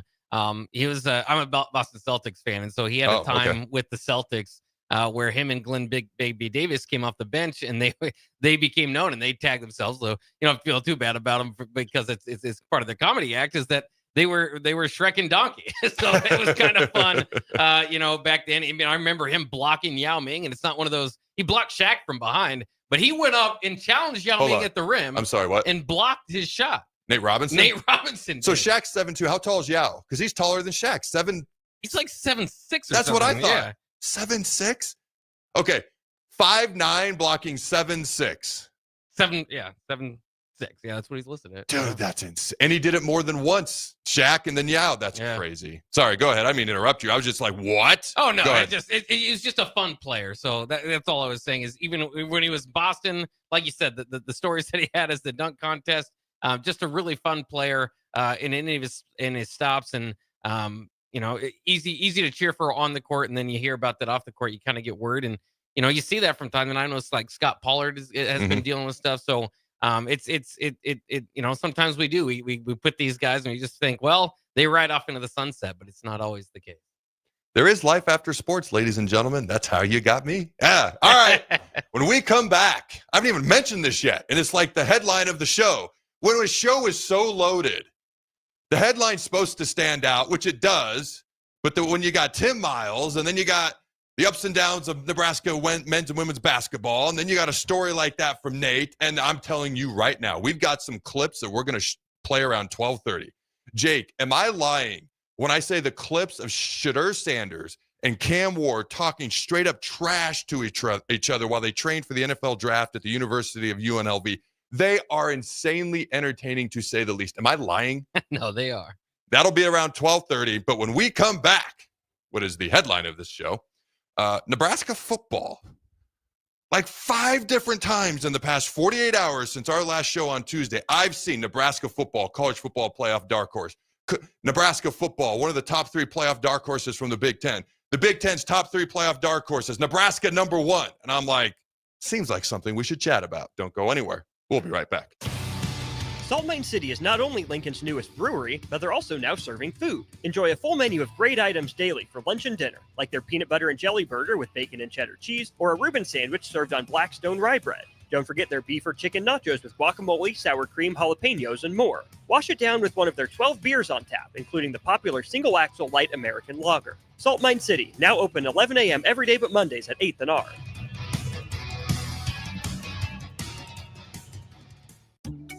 Are you ready for a new opportunity? Check out Sandhills Global. Join a dynamic team where your skills are valued and your career can soar. We offer full-time positions with a 4.5-day work week, competitive pay, excellent benefits, and a positive work environment. From IT and marketing to sales and finance, we're looking for talented individuals like you. Apply today at sandhills.jobs and take the first step towards an exciting future. That's sandhills.jobs. Don't wait. Apply now. At Farm Bureau Financial Services, we strive to provide you with the right coverages for all your insurance needs by taking the time to meet with you and review what coverages best fit your needs. So whether you're in the market for home, auto, farm, business, life, or a combination of any of these coverages, we can help with making sure you, your family, or your business have the right coverage based on your individual needs. If you would like to review your insurance needs, please contact Ben Spurt with Farm Bureau Financial Services at 402-217-9945 or through email at ben.spurt@fbfs.com. Rosie Sports Bar and Grill, open for lunch and dinner at 1501 Center Park Road. At Action Plumbing, Heating, AC, and Electrical, we're ready, reliable, and recommended. Water heater acting up or your sump pump on the fritz? Call Action. Summer's around the corner. Is your AC working? Are you sure? Call Action. Electrical problems? I'm telling you, call Action. Call Action for a free same-day estimate or a trusted second opinion. You heard that right, a free same-day estimate. 402-423-6960. ActionLincoln.com. Are you a skilled mechanic looking for your next big opportunity? Constructors is hiring. We're looking for experienced mechanics to join our family-owned team. We offer competitive wages, great benefits, brand new service trucks, OEM-level diagnostic software, and career growth opportunities. Positions include lead and A-level mechanics for our shop and multiple field technicians. If you're driven and ready to grow with a company that's been around since 1908, apply today at constructorslincoln.com. If you're looking for a pre-owned tractor to upgrade your operation this year, you'll find a wide selection at your local Landmark Implement. We'll work with you to find the right equipment for all your needs at a price that's right for you. All backed by Landmark's extensive parts and service network. During the month of February, take advantage of a 24-month waiver on select 6, 7, 8, or 9 series tractors. Visit landmarkimp.com to see our complete inventory or stop by your local Landmark location today and experience the Landmark difference. Hey volleyball fans, this is Laura Dijkema, national player of the Netherlands and now the setter on Omaha's newest professional team, Love Omaha Volleyball. League volleyball is bringing the heat this year. Don't miss your chance to see Olympians, national players and national champions right here in Omaha from now through April. We can't wait to see you cheering for us in the stands. Visit lovboma.com to buy single match tickets to see me and Love Omaha Volleyball in action. Go Big Green! 93.7 The Ticket, Fox, KFXL weather. Brought to you by Bryant Air Conditioning, Heating, Electrical, and Plumbing. Your Lincoln forecast for today, we'll see mostly sunny skies, and it will be cold. We'll see an action high of just 10. Tonight, mainly clear skies, continued cold temperatures, a low of -11. And tomorrow, we'll see mostly sunny skies and light winds, an action high near 21. I'm meteorologist Kyle Hunter for 93.7 The Ticket and theticketfm.com. Hello. Angela, we have to break up. But why? Because you're a robot and I'm just a guy trying to get better internet. It's Aloe Fiber, isn't it? I always knew you wanted faster speeds. My contract isn't good enough for you. Face it, Angela, they let me talk to real people. Press 4 to break my heart. Oh wait, you already did. Visit aloefiber.com to switch today. Well, it's the middle of winter, the holidays are over, and the weather is unpredictable. Isn't there anything to look forward to? You bet there is! Cash Blast from your Nebraska Lottery is back! Until April 1st, buy a 2x2 ticket and enter the voucher number online for a chance to win one of 7 weekly drawings for $5,000 or $500. And if your voucher is from a 7-day draw ticket, your prize is doubled. Hey, there's nothing like a little green to cure the winter blues. 2x2 top prize odds 1 in 105,000. Hi, Sean Callahan here for Koppel Chevrolet GMC, and on behalf of the entire Koppel team, we would like to say thank you to all of our loyal customers and employees that have allowed us to become one of the most successful GM dealerships in the country for the past 50 years. So we are celebrating that with some huge discounts. Right now, we have up to $13,500 off MSRP or 0% APR on select new models, and new Blazer EVs are leasing for $279 a month with 0 down. So check us out online at koppelcars.com. All deals with approved credit. See dealer for details. Lincoln's go-to for fun isn't new. It's a place that's been a staple of the city for years and is only getting better. Matson's Bowling and Billiards always has open bowling available with no long lines, unlike other centers. They have live music almost every weekend and great food at EJ's Bar and Lounge, with seating for 150 people. They have popular meals like the EJ Burger, pizza for the whole family, and famous EJ's Wings. Contact Sarah to book a party for friends, coworkers, or family at Matson's Bowling and Billiards, just south of 48th and Holdridge. This is the Adam Carriker Show. Position right of the quarterback out of the shotgun, 1st and 20. Jailbreak screen in the air. It is tipped. It is intercepted by Carriker at the Missouri 21-yard line. Live from the heart of Lincoln, America, 8-year NFL vet and All-American defensive lineman Adam Carriker. Shotgun snap to Everett. He's got the left arm going, and now he's got a whole lot of Adam Carriker who rips him down inside the 25-yard line. On 93.7 The Ticket and theticketfm.com. Here is your host, Adam Carriker. All right, welcome in and welcome back, ladies and gentlemen, to the Adam Carriker Show here on 93.7 The Ticket. It is the headliner of the day, although I feel like every freaking segment could have been a headline today. All right, like I said, it's always a loaded show. Nebraska football. I'm starting to see. I'm like, oh my God, the offseason Kool-Aid is strong with this one. Is it fair to say that Nebraska football is a college football playoff dark horse? Now, I've got things here in front of me. Oh, before I do this, is there anything from the text line, Jake, before we dive into this? Anything from the text line real quick? Just a shout out. Some people love the Tim Miles interview. Bolt says, great interview. Was really hoping Tim would have gotten it done here off of YouTube. Off the text line, Hannah Bean says, Mulberry Barbecue has the best smoked turkey in town. JP says, Tim Miles, a class act. And then I also wanted just to bring up, because I just saw it, Victor Wembanyama now out for the season for the Spurs. So unfortunately, they didn't get to test that pairing with De'Aaron Fox for too long. All right, speedy recovery to my man there. Your initial reaction before I get into any of this stuff. Nebraska football, a college football playoff dark horse. You have to have seen some of these articles too. What's your reaction off the top, Jake? Well, I mean, I think it's fair. Again, I think a lot of nationally, if you just say, okay, Dylan Raiola, that's at least a name that people kind of see. Matt Rule, this is about the time where he usually takes his programs to the next level. And then, bringing in Dana Holgerson as your offensive coordinator, that's going to get a lot of eyeballs. So I think that it does make sense from a national approach to say, hey, this team's got a lot kind of moving in the right direction, throw in the transfer portal class, which was highly ranked. And you've got reason to believe there. So I get it. I think Nebraska probably should be considered a dark horse for the playoff. And I think that's what I don't want to say playoff expectations. That's what the coaches are kind of putting on themselves, though.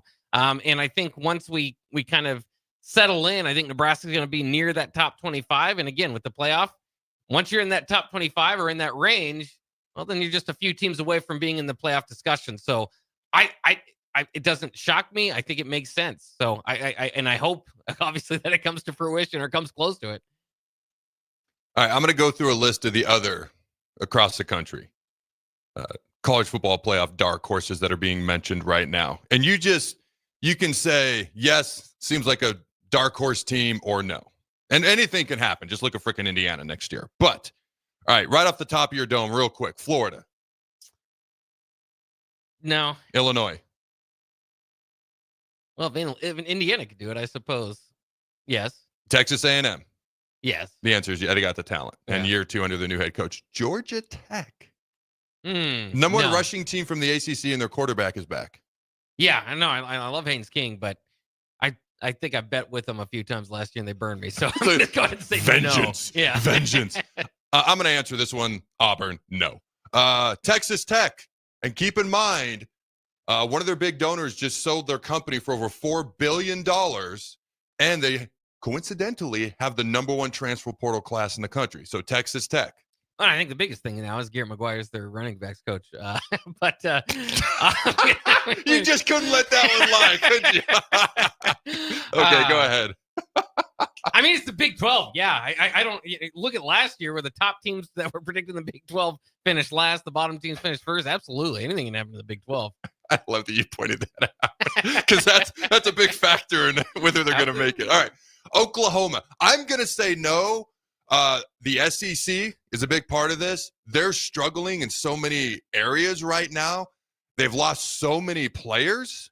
They're nowhere near the top of the transfer portal charts. Their recruiting is where it's been, but nothing great. They have a lot to figure out. But what do you say?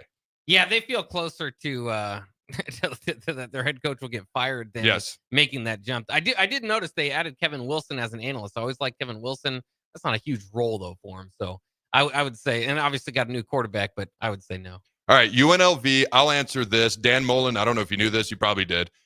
New head coach for UNLV. They were very strong last year. The G5 spot is wide open to anybody. I assume you're going to say yes, too. Yeah. Yep. All right, Nebraska is the next one on this. And the last one on this list. So here's what this list has to say about Nebraska. If Matt Rule's turnaround train continues, Nebraska should be a contender for the college football playoff in 2025. Rule has a proven track record, having previously led both Baylor and Temple to double-digit wins by year 3. The foundation is set for the Huskers to make a significant leap thanks to an impressive transfer portal haul, number 5 in the country, necessary coaching staff adjustments, and star quarterback Dylan Raiola. Nebraska projects to have one of the easiest schedules in the Big Ten, too. There's that again, which is another key factor that could pave a way for a playoff push. All right, I'm going to briefly. So the top 3 from the Big Ten, dark horses in the college football playoff contention right now, are number 1, Nebraska, number 2, USC, USC always has the talent. They're just in disarray right now. Their defense is better. Lincoln Riley is crying because people are transferring out so much. They lost their top 6 pass catchers. Their starting quarterback, although Maeva is back, the guy who started at the end of the year, their starting quarterback for the first 8 games of the year transferred out. To me, they're like Oklahoma. Yeah, the talent's always there. The potential is always there. They just got too much to figure out. And there's Illinois. And to your point, if Indiana can do it, why can't Illinois do it? Luke Altmaier is back. You saw 2 years ago, he was a turnover machine. Last year, you saw why he was a 4-star coming out of high school. You project him to be even better next year. All right. So as I kind of look at a few certain things here, when you look at the skill guys that we now have, there is absolute potential with Holgerson calling the plays and an experienced quarterback. With the skill guys that we have, I mean, Ja'Cory Barney behind Jeremiah Smith was the number 2 overall rated true freshman wide receiver in America last year. And right now, people are looking at him like he's the 3rd or 4th best receiver on the team with Isaiah Hunter and Dane Key. There's one other. Who am I missing from the transfer portal? There's a third Hardly one. Gilmore. Hardly Gilmore. Then you got Ja'Cory Barney. We've talked about the tight end position a ton.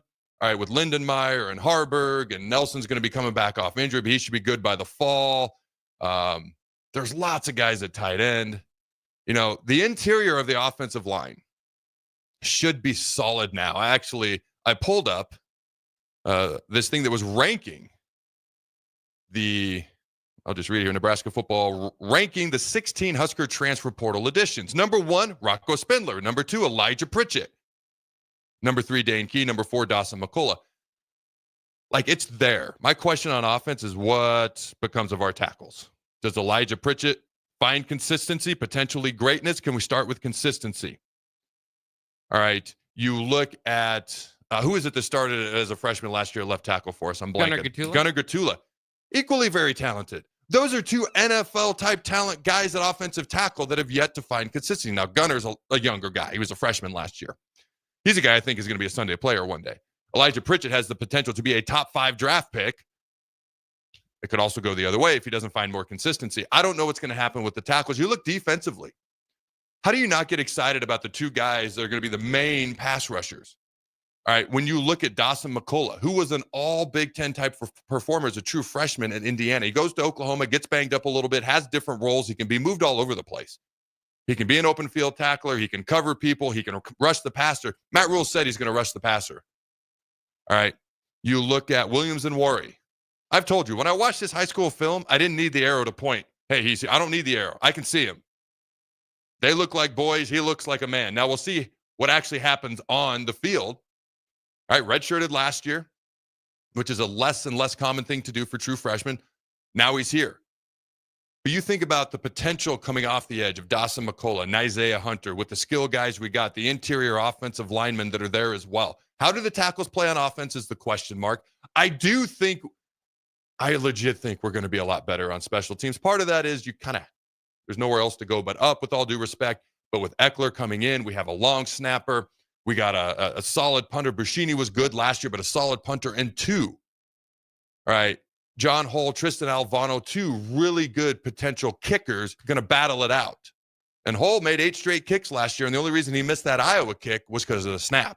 The snap and hold were ugly. Otherwise, it might have been 9 in a row. Maybe we beat Iowa. Little things like that add up quickly. The question for me, the second level of our defense is insanely talented, insanely athletic with McGahee and Shavers. You bring in Marquez Watson-Trent, who's a tackling machine. The secondary has a ton of experience. Zaire Wright is a guy. How do you not like him? How do you not love a guy like that? Now, our secondary, are they going to play better? They didn't play great last year. They were the definition of inconsistent, but they've got the most amount of experience of any position group on the team. The linebackers are very inexperienced as a whole. Marquez Watson-Trent, Vincent started in the bowl game, Shavers, but the talent, the athleticism is as good as we've had. I mean, I'm going to go back 20 to 30 years as far as pure athleticism. All right. The question is the D-line. I know we brought in Jalen George. I know we brought in Gabe Moore. We'll see how those guys work. I mean, Gabe, he's got 4 years of eligibility left. He's a young guy. You look at his high school stats, you look at his high school film, it's pretty impressive. Redshirted at Mississippi State, but we have zero returning starting experience outside of Cam Lenhart. Did he start a game last year? I don't think he started a game last year. He did as a true freshman and actually played well. All right. So he can do it, but didn't do it last year. Doesn't mean he can't do it because he did it as a true freshman. So why can't he do it 2 years later? But we have who's going to be the depth. I mean, we can throw names out there, but nobody's proven is all I'm saying. Nobody's proven. Keona Davis is back. That's exciting. What's he going to do this year? His future is insanely bright. What's he going to do now? That's the question. So I think it's fair to say college football playoff dark horse. I have a personal attachment to the term dark horse. It's something the strength staff said to me when I came in. So when I came in, you know, I was told I wasn't good enough to play at Nebraska. I was asked to walk on at first, and they offered me last minute. And, you know, when I came in, of the 4 defensive linemen that were coming in my class, I was ranked the 4th best. There was a particular writer who I see all the time, and at some point I'll bring it up to him, or I probably won't. I mean, I see him all the time, who wrote that I was too slow, unathletic, going to have to go play on the offensive line. That's not a shot at offensive linemen. I'll give you his name, and no lineman can go after him at some point if you want. That's just, it is what it is. The other DN that came into my class, number 7 in the country, just up the street, turned out to be a really good player, but I was an afterthought. And you never know what's going to happen. So my point is, with all these question marks up front, I guarantee there's some surprises. I guarantee there's good ones. Maybe there's people that surprise us because they need more time to develop. I think it's fair to say college football playoff dark horse. Oh, I kind of forgot to explain how the dark horse thing came in with me. So I'm in the weight room one day. I love the weight room. Love to work out. And I'm just spending a bunch of time in the weight room. I'd get the workout sheet. I do it. To me, that was the bare minimum of what you do. And now I go do a bunch of other stuff because that's, in my mind, how I get my edge, how I catch up to people, how I pass people. And Chad Wade, who's now with the Tampa Bay Buccaneers and has been for a long time, was an assistant strength coach, comes up to me and he says, "You're our dark horse." I thought he was insulting me. I didn't know what that meant. I was like, "What does that mean? You want to fight?" I didn't say you want to fight, but I was like, what does that mean? That sounds like insulting. He goes, "No." He goes, "It means you're the guy nobody's talking about that's going to surprise people the most." And so the term dark horse resonates with me specifically because I obviously never forgot that conversation. So I think it's fair to say the term dark horse. It doesn't put a level of expectations. It puts a level of possibility. I don't expect us to be in the college football playoff. I don't expect us to win more than 8 games. It doesn't mean we can't. And it doesn't mean I'd be shocked. It means the possibility is there, okay, more than most people would expect it to be. Indiana last year wouldn't have even been a dark horse. SMU, I thought they were going to get killed in the ACC. They played Boston College in the Pinstripe Bowl 2 years ago. And I'm like, oh, we're going to get to see what SMU looks like versus an ACC opponent. And they got dominated that game. Then they come out and they almost win the ACC conference. Teams can change and rosters can change and coaches can change and things can change and turn over so fast like we've never seen it before. To me, I think the term dark horse is fair because it highlights the potential. Hey, it's there. I'm not going to expect it, though. Like, if we won 8 games next year and went to a good bowl game and played well, maybe win the bowl game, I'd say, hey, that's good progress. Let's keep going in that direction. If we do anything beyond that, it's cream cheese to me, and that would be phenomenal. Does that kind of make sense how I explain the difference and why I'm okay with it? Because my first thought was, oh, over-the-top Kool-Aid. I hate this. And then the more I thought about it, I was like, no, they're not saying they expect it. They're saying, hey, keep your eye out. The possibility is there. But if we don't get better at the little things, which is why I highlighted special teams, we're going to be better at little things than special teams. The question is, can we dominate Iowa and then actually win the game? Can we dominate Illinois in the first half and then make coaching adjustments when they do in the second half because they're pretty freaking good coaches and actually win the game? Can we hit the open tight end in the goal line? Can we snap the ball properly and hit the 38-yard field goal to beat Illinois? Can we do those little things? Because the talent's going to be there. The little things, consistency is what we have sucked at for so long. And that is the question mark to me. That comes back to coaching, which is why I highlight the coordinators so much, because I think that's going to be a big difference maker. Okay, we'll see how John Butler does on defense. The resume is there. But to me, it's those little things combined with everything else I've already highlighted. I don't know. Does that all kind of make sense, Jake? Yeah, absolutely. I mean, and again, you kind of pointed out, even the special teams, a couple different field goals, Illinois, Iowa, you could have had a 9-win team last year. But I agree with you. I would be full on. Like, if there's a lot of reasons that we're sitting out, it's like, well, then why are they a dark horse? If you think they're going to be really good, it's still those questions to me among the front lines, offensive line, defensive line. In the Big Ten, that's a big deal. Dude, in the Big Ten, it's like everything. Yeah. All right, ladies and gentlemen, we come back. Shedeur Sanders going to be the number one pick? Cam Ward going to be the number one pick? You want to hear the two highest rated quarterbacks in this year's upcoming draft openly talking trash to each other? Don't go anywhere. We'll be right back. McKinney's Irish Pub in the Haymarket is your place for English Premier League soccer. On Saturday, Everton plays Man United at 6:30 a.m., followed by Ipswich Town versus Tottenham at 9 a.m. To cap off the Saturday action, Aston Villa plays Chelsea at 11:30 a.m. On Sunday, Newcastle plays Nottingham Forest at 8 a.m., followed by Man City versus Liverpool at 10:30 a.m. You can find all this and more at McKinney's Irish Pub in the Haymarket, your place for English Premier League soccer, located at 8th and P. Rosie's Sports Bar and Grill, open for lunch and dinner at 1501 Center Park Road. Hello. Angela, we have to break up. But why? Because you're a robot and I'm just a guy trying to get better internet. It's Aloe Fiber, isn't it? I always knew you wanted faster speeds. My contract isn't good enough for you. Face it, Angela, they let me talk to real people. Press 4 to break my heart. Oh wait, you already did. Visit aloefiber.com to switch today. Your home is your empire. Protect it with Empire Fence. Get a free instant quote with the online estimating tool at empire-fence.com. See an upfront estimate with no hidden fees. An Empire Fence can provide privacy and improve the appearance of your home. Keep kids and pets in or out of your yard. Increase security and add value to your property. Visit empire-fence.com now to view the stylish and maintenance-free possibilities for your home and get a free instant online quote. Let Empire Fence protect your empire. If you're looking for a pre-owned tractor to upgrade your operation this year, you'll find a wide selection at your local Landmark Implement. We'll work with you to find the right equipment for all your needs at a price that's right for you. All backed by Landmark's extensive parts and service network. During the month of February, take advantage of a 24-month waiver on select 6, 7, 8, or 9 series tractors. Visit landmarkimp.com to see our complete inventory or stop by your local Landmark location today and experience the Landmark difference. Raising little ones is a big job, and you do your best to give them a good start every day. That means making sure they're well cared for while you're apart. You work hard, but it's not always easy to make ends meet. There may be help. Find out if you qualify for Nebraska's Child Care Tax Credit for working parents. You could be eligible for a credit of up to $2,000 per child on your next tax return. Learn more at nebraskachildcaretaxcredit.org. Brought to you by First 5 Nebraska and Nebraska Children and Families Foundation and aired by the Nebraska Broadcasters Association and this station. Hey volleyball fans, this is Laura Dijkema, national player of the Netherlands and now the setter on Omaha's newest professional team, Love Omaha Volleyball. League volleyball is bringing the heat this year. Don't miss your chance to see Olympians, national players and national champions right here in Omaha from now through April. We can't wait to see you cheering for us in the stands. Visit lovboma.com to buy single match tickets to see me and Love Omaha Volleyball in action. Go Big Green!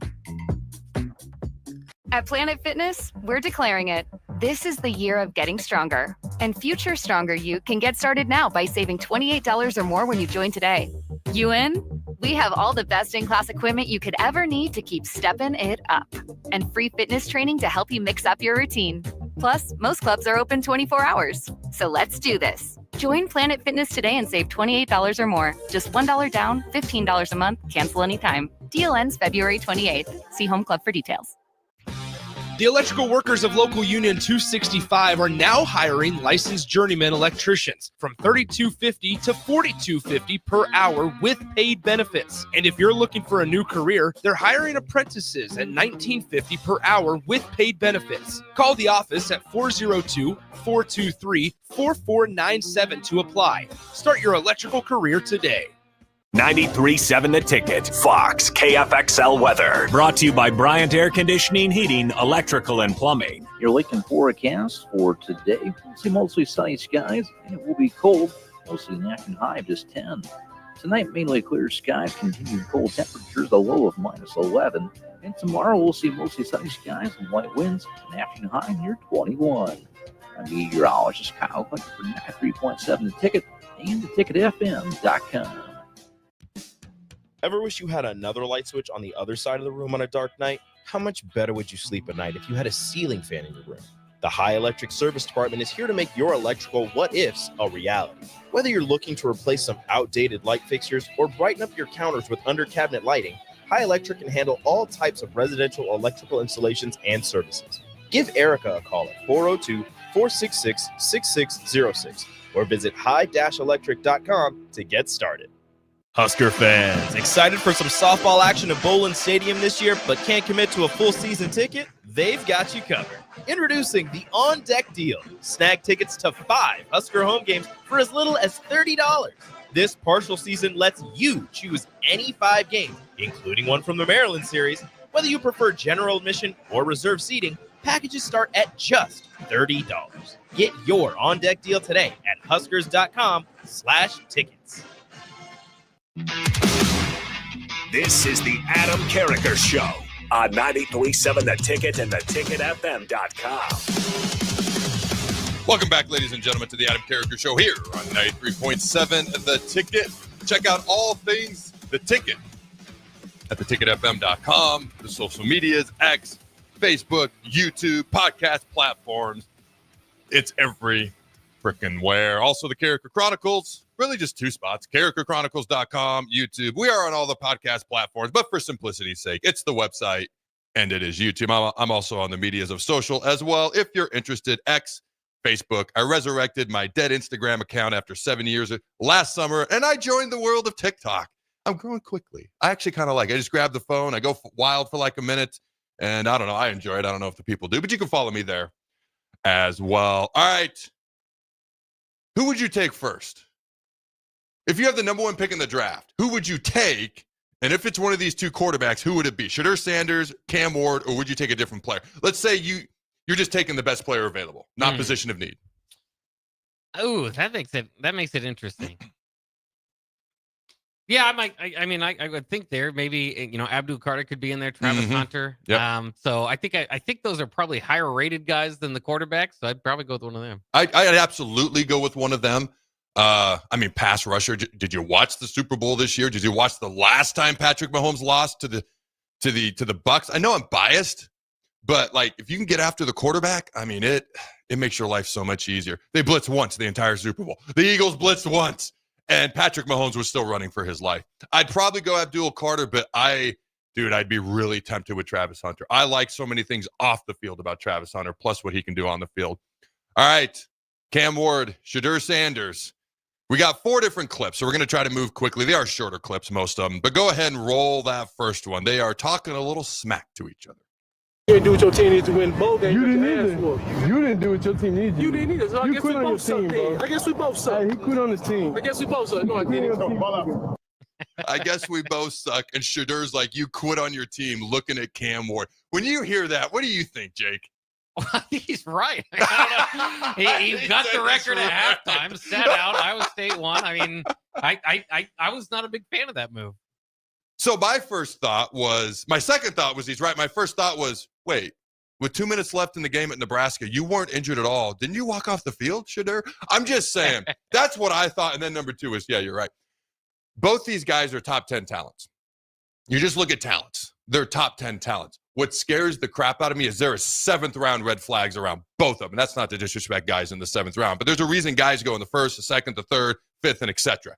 Okay, there is red flags around both. Cam Ward, to your point, played half the game, got the record, sat out. Game-winning drive on the line. His backup's in. He's chilling on the sideline. Shedeur, I've talked about. Like, he's never played for anyone but his dad. That's going to be an adjustment process. That's going to be harder than he could imagine. And there's a few other things. Is he a leader of men, et cetera, okay, that I've addressed in the past. But go ahead and roll that next clip there, Jake. I don't even know what order you're playing these in. I remember what's in them, but whatever's next. Go ahead. All right. Come on, man. You know you ain't first. You thought we're number one, you were number two. Not going to be the first pick. Who said anything about that? Hey, why them boys captain said you going to number 6? We both know that ain't true. That was sick, gang. Man, what is they doing? I stopped buying TVs. So number 6 is the Raiders. Is that correct? Yeah, I think that's right, yeah. So obviously, Deion was rumored to go to the Raiders. The Raiders are looking for a quarterback. They got Brock Bowers last year. He's already one of the best tight ends in the league as a rookie this past season. So that was Cam talking about number 6. And they're like, who's going to go first? Who's going to go over the other one? I mean, who do you think will go first? All right. Based on the team that has the number 1 pick, their need, because there's obviously positions of need that are actually factored in when you draft players. Who do you think will go number 1? I think it's either one of these two guys or Abdul Carter or Travis Hunter. Who do you think, Jake? Yeah, I think they've got to go with the quarterback there with the Titans. So I guess at this point, I would lean toward Cam Ward, but certainly could be Ward over Sanders. Why?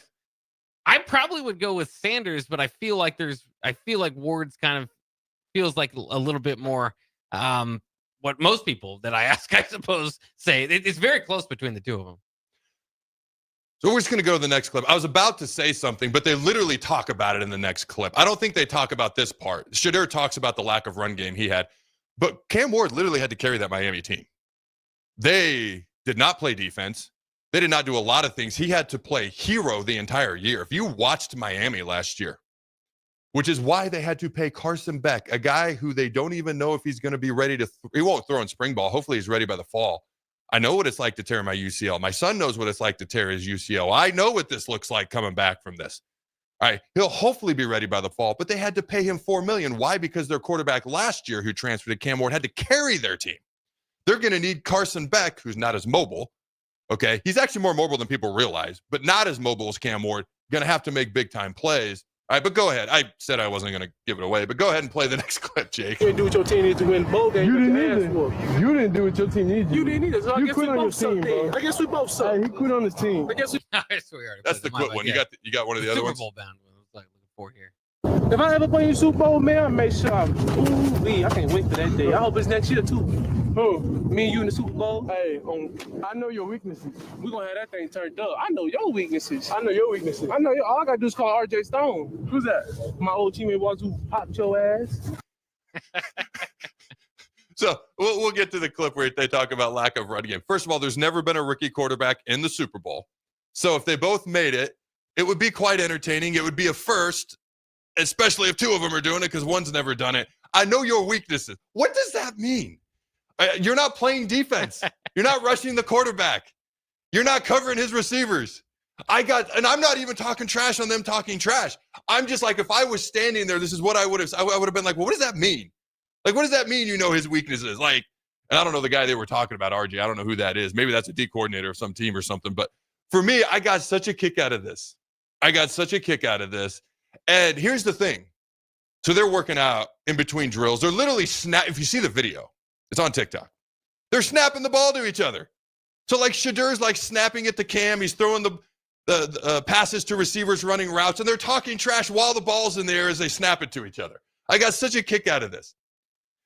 I guarantee at the end of the day, well, I'm sure they're eating extra healthy right now for the draft and all that stuff, but I guarantee in the evenings they're hanging out. Like they're pushing each other. There's a rivalry there. There's a maybe a little bit more than friendly competition. But at the end of the day, I guarantee they're hanging out. Like, I got such a kick out of this because the ball's literally in the air as, like, Cam is snapping it to Shedeur, and he's, like, talking trash to him. Like, I'm going to go ahead of you, or we'll play each other in the Super Bowl, or we both suck then, and everything that they've said to this point. Would you be excited about a Shedeur versus Cam Super Bowl next year? Oh, yeah. I mean, that's like, that'd be kind of a dream. For one, you'd be thinking, okay, this could be the future of the league. For two, that would just hype up the draft, the whole rookie process. That'd be incredible. So for a large part of my NFL career, there was 4 elite quarterbacks. All right. It was Brady, Manning, Rodgers, Breeze. Those four. Those were considered the elite quarterbacks. Brady, Manning, Breeze, Rodgers. Right now, elite quarterbacks, Patrick Mahomes. Is there another one? Like elite. When you think of elite, can you think of another one? I don't think so. So to your point. I mean, Lamar Jackson's got 2 MVPs. You can throw him in there if you want. Yeah. Okay. We need regular season Lamar. Obviously, there you go. Regular season Lamar. There you go. So there's 2. I mean, maybe we're being a little bit. I love Lamar in general. I think he should have won the MVP this year. Yeah. Like Josh Allen's maybe knocking on the door. Lamar's maybe put a foot through the door. Maybe he's getting the second one close. We need more top tier quarterbacks. This would elate me. I think it's very unrealistic and not going to happen. But I'm with you. It'd be very exciting. All right, this last clip's a little bit longer, but go ahead and roll it. This is my domain. That's my domain. It's my domain. It's my domain. I win from the pocket. You know what I do. I'm talking to him. Come on, go show him everything. I am. Look at us. Can you win from the pocket? I don't know. That's what I love. That's what I'm about in life. You see Pete over there watching us? Yeah. You want me, he don't want you. I hope we don't get no water. We just had the first drill. Oh, that's how you feel? We get water. We ain't even done with the first drill. Let's go. That's how it is in Colorado, though. Inside the numbers, top. That's what it's like for a 9-win man. Come down inside, like right inside the numbers, top. Yeah, see, I got the back. I didn't have water. I drink Gatorade. Okay, I get paid for it. That's cool. I don't need to get paid. Football pays me. And from now on, I ain't even gonna look at you. Hit you. Let's go left first. Hey, this is how I flex on it. You going left first. Hey, Kim. This is how I flex right here. Kim. This is what I flex with you on this ball. 6. Go to 6. Even that ball, boy. Yeah, step this ball. Hey, I ain't gonna tolerate too much disrespect. I tolerate it all day. Stand left. Consistency. That's what he lacks. Consistency. That's what he lacks. 5 with a hit. So, they gave you a completion percentage award, and all you did was throw check downs and bubble screens. That's crazy. If I did that, my completion percentage would be 90. You ran the ball. You had a run game. You had a run game. You had a run game. And you did it? No. You was told that thing versus North Dakota. Think about total rushing yards. It don't matter. Hey, respond, boy. Let's go, good. Hey, Coach, was he at the goal number 1? Mm-hmm. You know you got that on politics, right? You know you got your first. You're the first man to get an award during the game. So let me explain who's talking to who on some of this. So Shadur, saying I win from the pocket, was talking to Cam because Cam does a lot of things outside the pocket. In fairness, Shadur's not really going to run anywhere very fast, but he is much better from the pocket. All right, then it was Cam talking to Shadur, Pete want me. So I think there was either an NFL GM or a coach over there watching the two of them. He's like, he want me, not you. All right, I loved when Cam was giving Shadur crap. You a 9-win man. Like, you were already getting water. Shadur's like, no, it's Gatorade. It ain't water. I get paid to drink Gatorade. Like, we're in the first drill. He ain't drinking water. It's Gatorade, so that makes it okay, Jake. All right, let's see here. No run game. That was Shadur talking about how he had no run game at Colorado. That is a fair thing to say. There were some things Cam was missing at Miami as well. I loved Cam's. You got an award in the middle of the game. You got a completion percentage award. You got that through politics. I could throw check downs and complete 90% of my pass. That was one of my favorite things that he brought up. And then I ain't going to look at you no more. I ain't going to tolerate no more disrespect. He lacks consistency. That was Shadur talking about Cam. And Cam is more up and down. He is a little bit less consistent than Shadur is. At the same time, Shadur had the most elite wide receiver group in the country that wasn't in Columbus, Ohio. So anyways, I just thought this was entertaining. I don't know. It took me back to my locker room days. It took me back to O-line, D-line, talking trash in Oklahoma drills, 1-on-1 drills, 9-on-7 drills. Like, to me, I just got a kick out of this. You got any final thoughts, Jake? Oh, nothing more than I might want to go back on if they do make the Super Bowl, because if it's the Titans and Browns or something, I don't know if I'll be quite as into it. No, you're committed. You can't back out on that. Jaguars, I don't know. All right, ladies and gentlemen, don't go anywhere. We'll be right back. Garage doors can break down or quit working at the worst times. At Doors Plus, they understand that a broken garage sometimes means repair and not replace. Sometimes, all you need to make your door like new again is a few bolts, realignment, or even a new balance. Trust the pros at Doors Plus to handle your garage door repair the right way so you can get on with your busy schedule. Visit them online at doorsplusllc.com or give them a call at 402-590-5800. Husker Nation. It's your last chance to see Nebraska women's hoops in Pinnacle Bank Arena before they head to the Big Ten tournament. Head down to Pinnacle Bank Arena on Sunday, February 23rd at 2 p.m. to watch the Husker women's basketball team compete against Washington. It's senior night, so help them thank the seniors by creating a loud and proud sea of red in the stands. Get your tickets today for as low as $10. Head to huskers.com/tickets to secure your seats today. Hey volleyballfans, this is Laura Dijkema, national player of the Netherlands and now the setter on Omaha's newest professional team, Love Omaha Volleyball. League volleyball is bringing the heat this year. Don't miss your chance to see Olympians, national players and national champions right here in Omaha from now through April. We can't wait to see you cheering for us in the stands. Visit lovboma.com to buy single match tickets to see me and Love Omaha Volleyball in action. Go Big Green! Be sure to check out the top-selling Recomp. Recomp helps build lean muscle and strength while decreasing body fat. Recomp is ideal for men and women of all ages trying to look their best. Recomp can only be found in Nutrition Authority. For info, visit mynutritionauthority.com. 93.7 The Ticket, Fox, KFXL weather. Brought to you by Bryant Air Conditioning, Heating, Electrical, and Plumbing. Your Lincoln forecast for today. We'll see mostly sunny skies, and it will be cold. We'll see an afternoon high of just 10. Tonight, mainly clear skies, continued cold temperatures, a low of -11. And tomorrow, we'll see mostly sunny skies and light winds, an afternoon high near 21. I'm meteorologist Kyle Husker for 93.7 The Ticket and theticketfm.com. Are you a skilled mechanic looking for your next big opportunity? Constructors is hiring. We're looking for experienced mechanics to join our family-owned team. We offer competitive wages, great benefits, brand new service trucks, OEM-level diagnostic software, and career growth opportunities. Positions include lead and A-level mechanics for our shop and multiple field technicians. If you're driven and ready to grow with a company that's been around since 1908, apply today at constructorslincoln.com.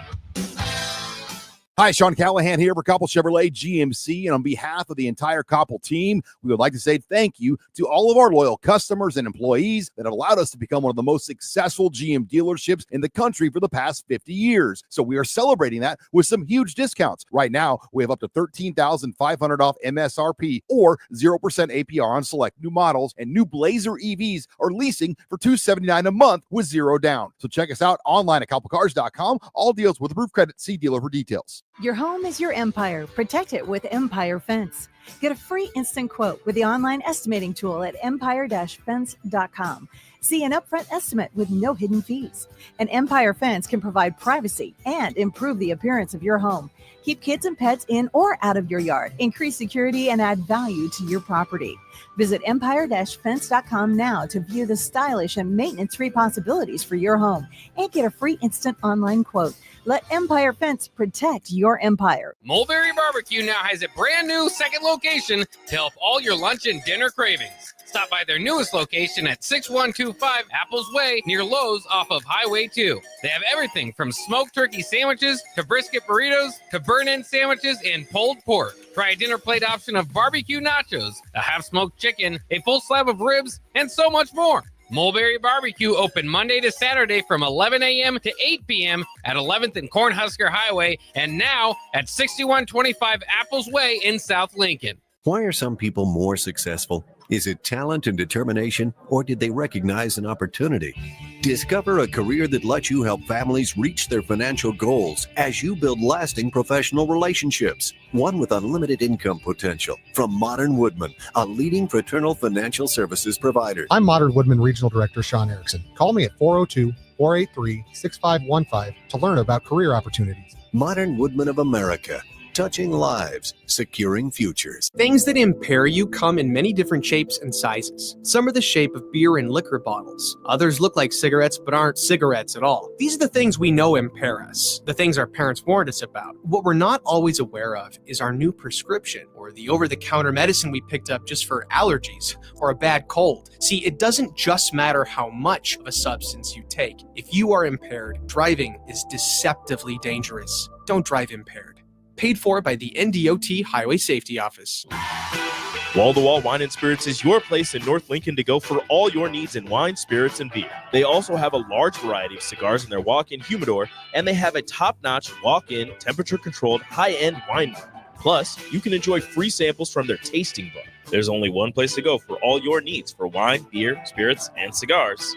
Wall to Wall Wine and Spirits on North 27th Street in Lincoln. I used to smoke. I thought of cigarettes as my best friend. They were always there for me when I needed a break. I also thought cigarettes were my best friend, and then they gave me peripheral artery disease. I smoked and had a stroke. Actually, multiple strokes. I smoked and have heart disease. Here's my tip. If cigarettes are your friend, you need a better friend. Call the Nebraska Tobacco Quit Line, 1-800-QUIT-NOW, 1-800-784-8669. Paid for by Tobacco Free Nebraska. Aired with the Nebraska Broadcasters Association and this station. This is the Adam Carriker Show on 93.7 The Ticket and theticketfm.com. Boom! Welcome back, ladies and gentlemen, to the Adam Carriker Show.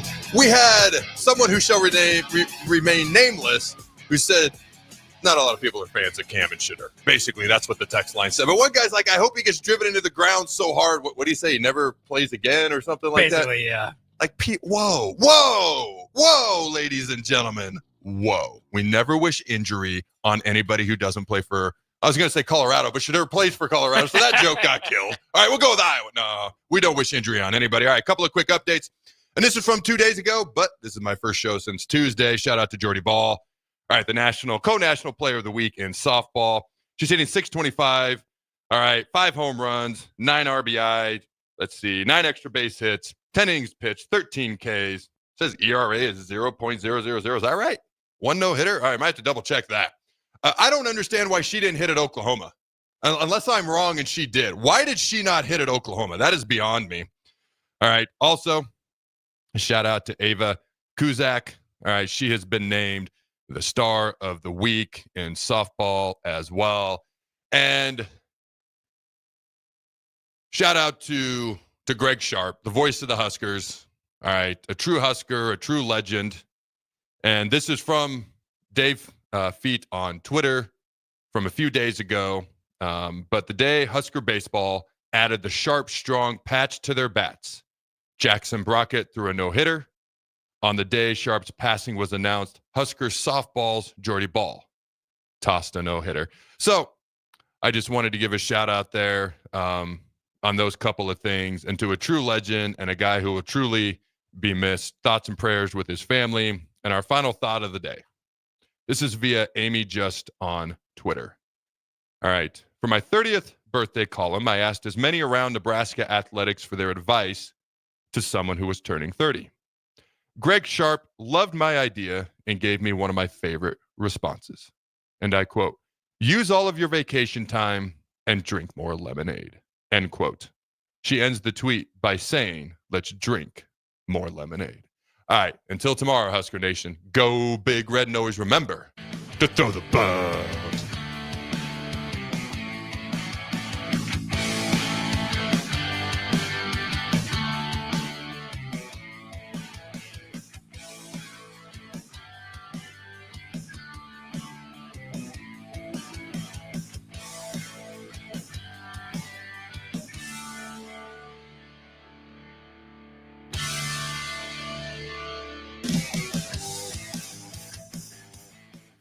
This is Lincoln's home for sports talk on the FM dial. Also online at theticketfm.com.